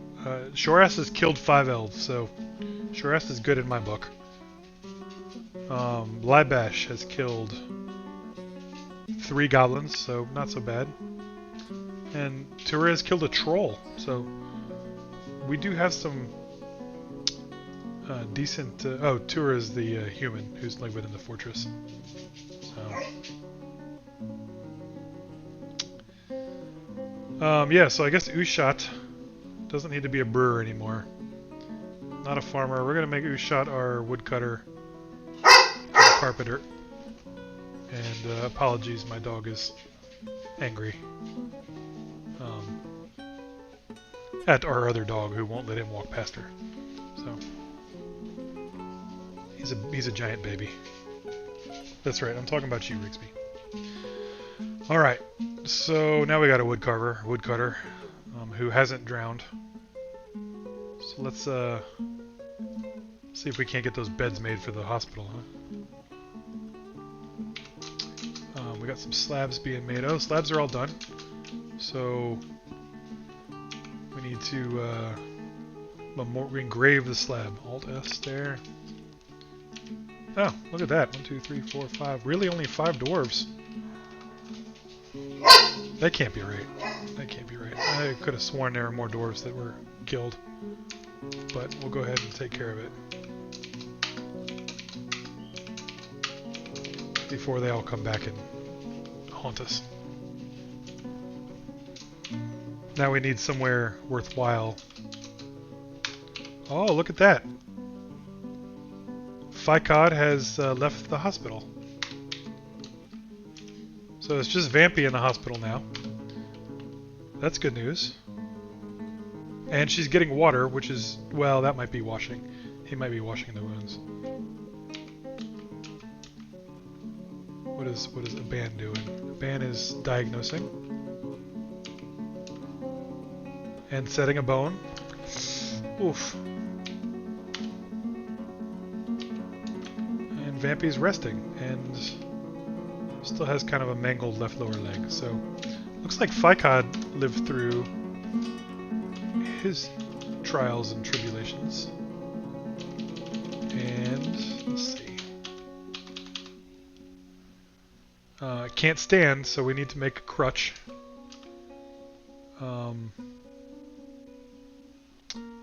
But tissue, he's got part broken tissue. That means things are healing, but he can't stand. Okay.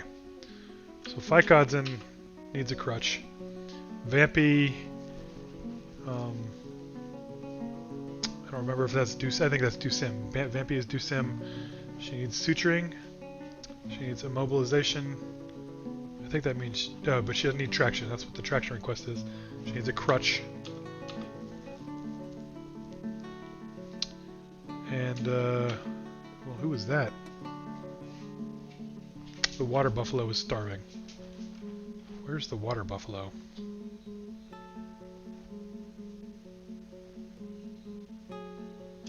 In that cage, I think. And there's nothing we can do to rescue the water buffalo either. Well, maybe.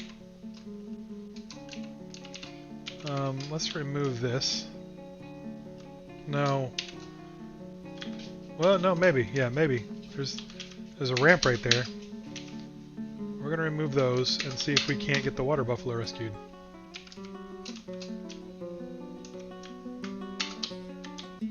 What are the odds, you think? Bueller?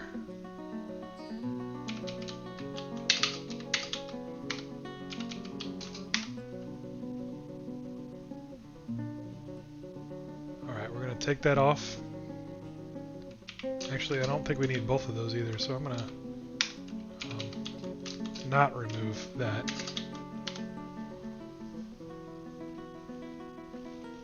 Yeah, you know, if I could figure that out. Although now that I say that, maybe I could. If I could figure that out, I would do it. All right, so that's gone. So let's see. You think we can get the water? It looks like he's. Fikod's just drinking water. Are we out of beer? We're out of beer. This fortress is really in for some trouble here. Let me tell you. No drink, Weird recovering, not vampires. Yeah, right. I'm gonna save the water buffalo because we're hungry. All right, let's make an animal pile, stockpile, and I bet they would bring him up there if they can reach it. So let's see what happens. Somebody gonna get on that ramp and pick up the water buffalo? I don't know that they are. I'm a little shocked that the water buffalo is still alive in that cage. There must be an airtight cage, I guess. Winter is upon us. This is where it freezes, kills the water buffalo and anybody who's trying to get him, and then floods their fortress. What do you want to bet? Though we didn't start with a frozen river, so that's probably not going to happen.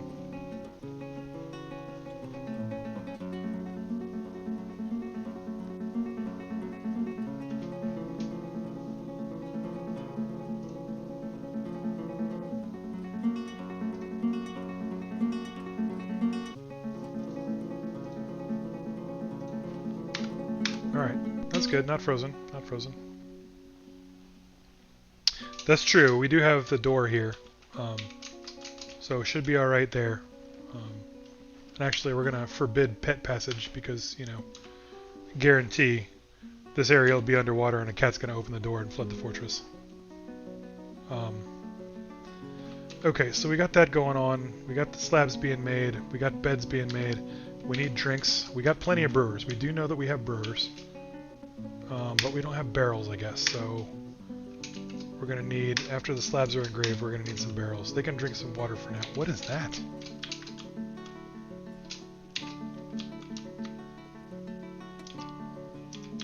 Fruit in, okay, willow tree fruit, I guess, in the water. Weird. Weird. This guy's drinking too. So they're all drinking water. They're not going to like that for long, but it'll be alright for now. You know, I guess the woodcutter can make barrels. Let's do that. Have the woodcutter make a bunch of barrels, and then we'll be able to brew some water, or brew some into those barrels. I don't think anybody's going after that water buffalo. We might build some pumps anyway, just to get the stuff that's under there with the water buffalo. And honestly, if we do that, we may as well recover the corpses too. Because, you know, why not?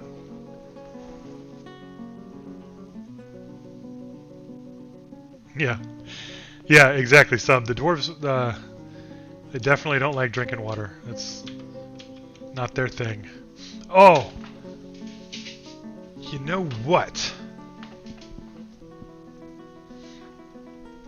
So I don't know if you've been watching long enough. The river is right here. 2, 3, 4. 4 levels below is the caverns.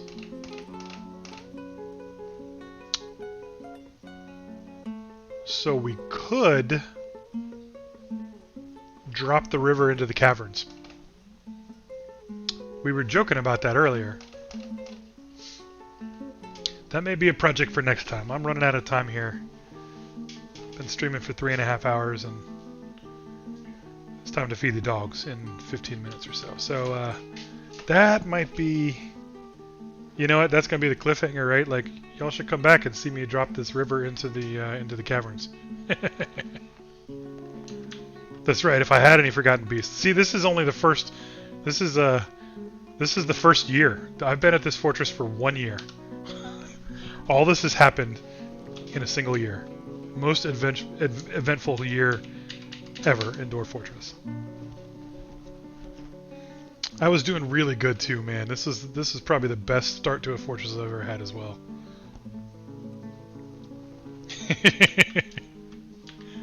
I like that. Yeah, the fiery forgotten beast is going to end up being the dwarven hot tub. Water source vanished, so that means something froze? No? It's not frozen. Look at that! Vampy has recovered as well. Vampy is out of the fortress. Is she crawling around still? Does she need a crutch?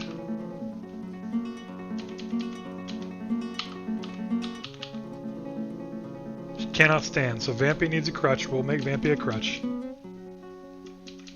And Ficod also cannot stand, so we'll make Ficod a crutch. Look at that. Solid recovery. Solid recovery. Thanks. Yeah, thank you, Blueberry. This was a good game. This it's a great start to this fortress. This is going to be a wild fortress. I'm looking forward to more.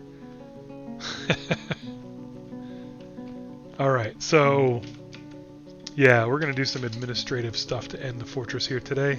Got a little bit more time, but we're going to go ahead and make a couple of crutches for the folks who cannot stand.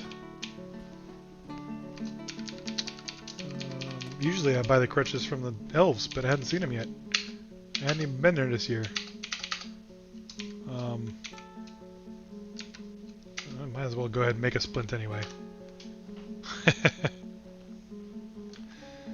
Man, that was a good game. Good game.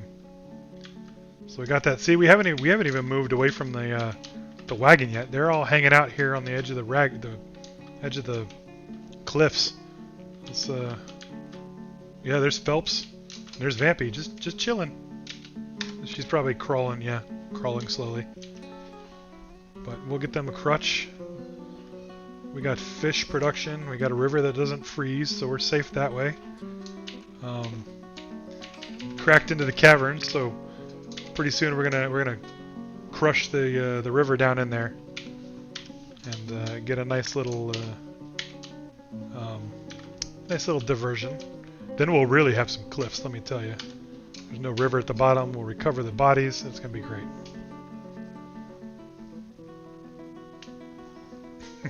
Yeah, no doubt.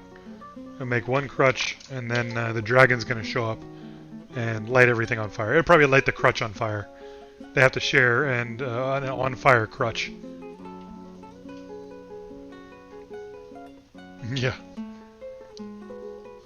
They're gonna fight, throw one of them off the cliff with the on-fire crutch. The other one won't have any crutch. They'll get mad, and that'll be the end of the fortress. Tantrum spiral right there. Spiral. Tantrum spiral. We got 2 miners though. That's good. Got 2 miners. We'll have them polish off this the first meeting area.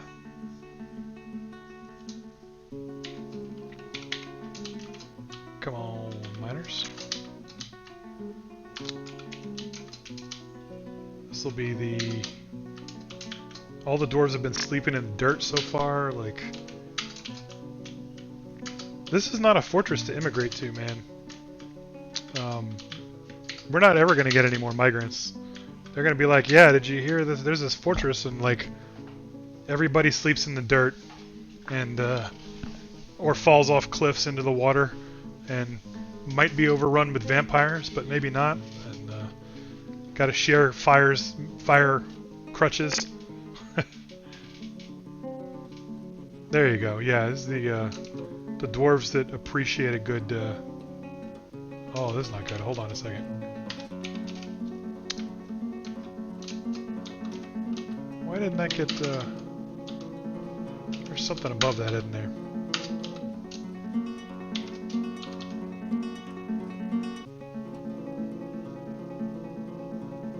That should be alright, right? Yeah. That should be fine. That could be a ramp, right? I'm not sure why that didn't get... Is it because there is a ramp up there?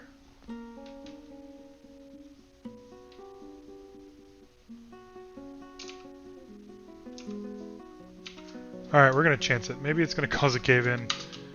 I don't know. I don't quite know what's gonna happen here. No, no cave-in. Okay, we're okay. We're okay. Go ahead and de-designate these. Actually, I just designate them for smoothing right now.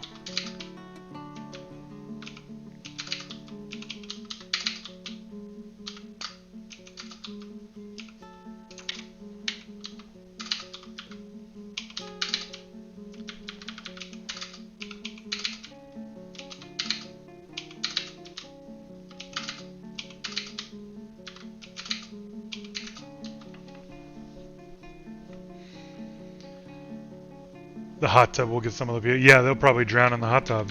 You know, dwarves are going to drink too much and have a party and get stuck in the hot tub and drown.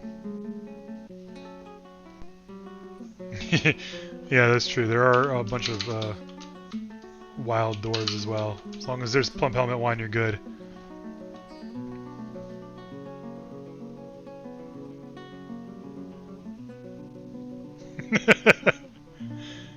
Smiley face pancake. That's a true dwarven spirit there, you know? I love it. My children starved to death, and I had to spend half the time there crawling because we didn't have enough crutches, and I've spent the last year sleeping in the dirt. The hot tub is nice, though. I'm in. That's great. I like it.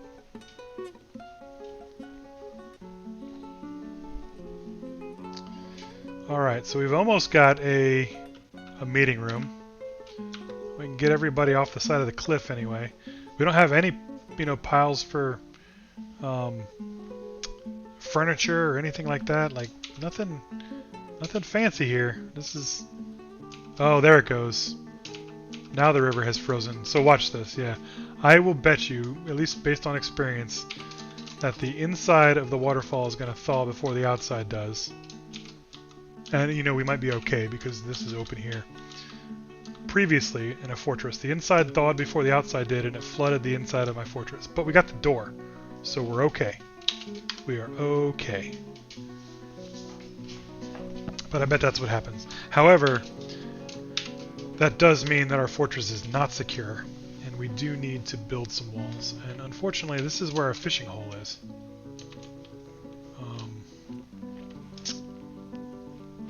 So yeah, I'm not really sure what to do about that.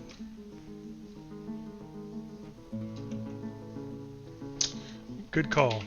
Thank you, Dr. Phineas. Nobody goes in. No dice. Actually, you know what? This would be the perfect time to divert that river. Oh, look. Check it out.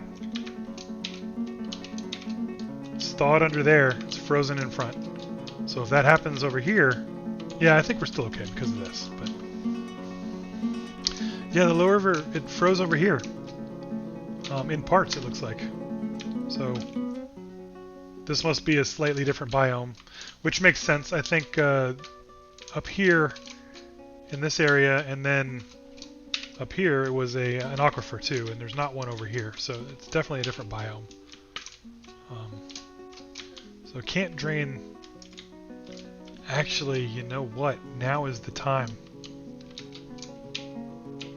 How long do you suppose this river will stay frozen?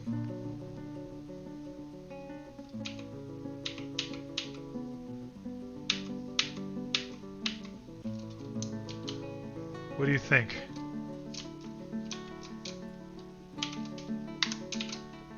What do you think? Shall we?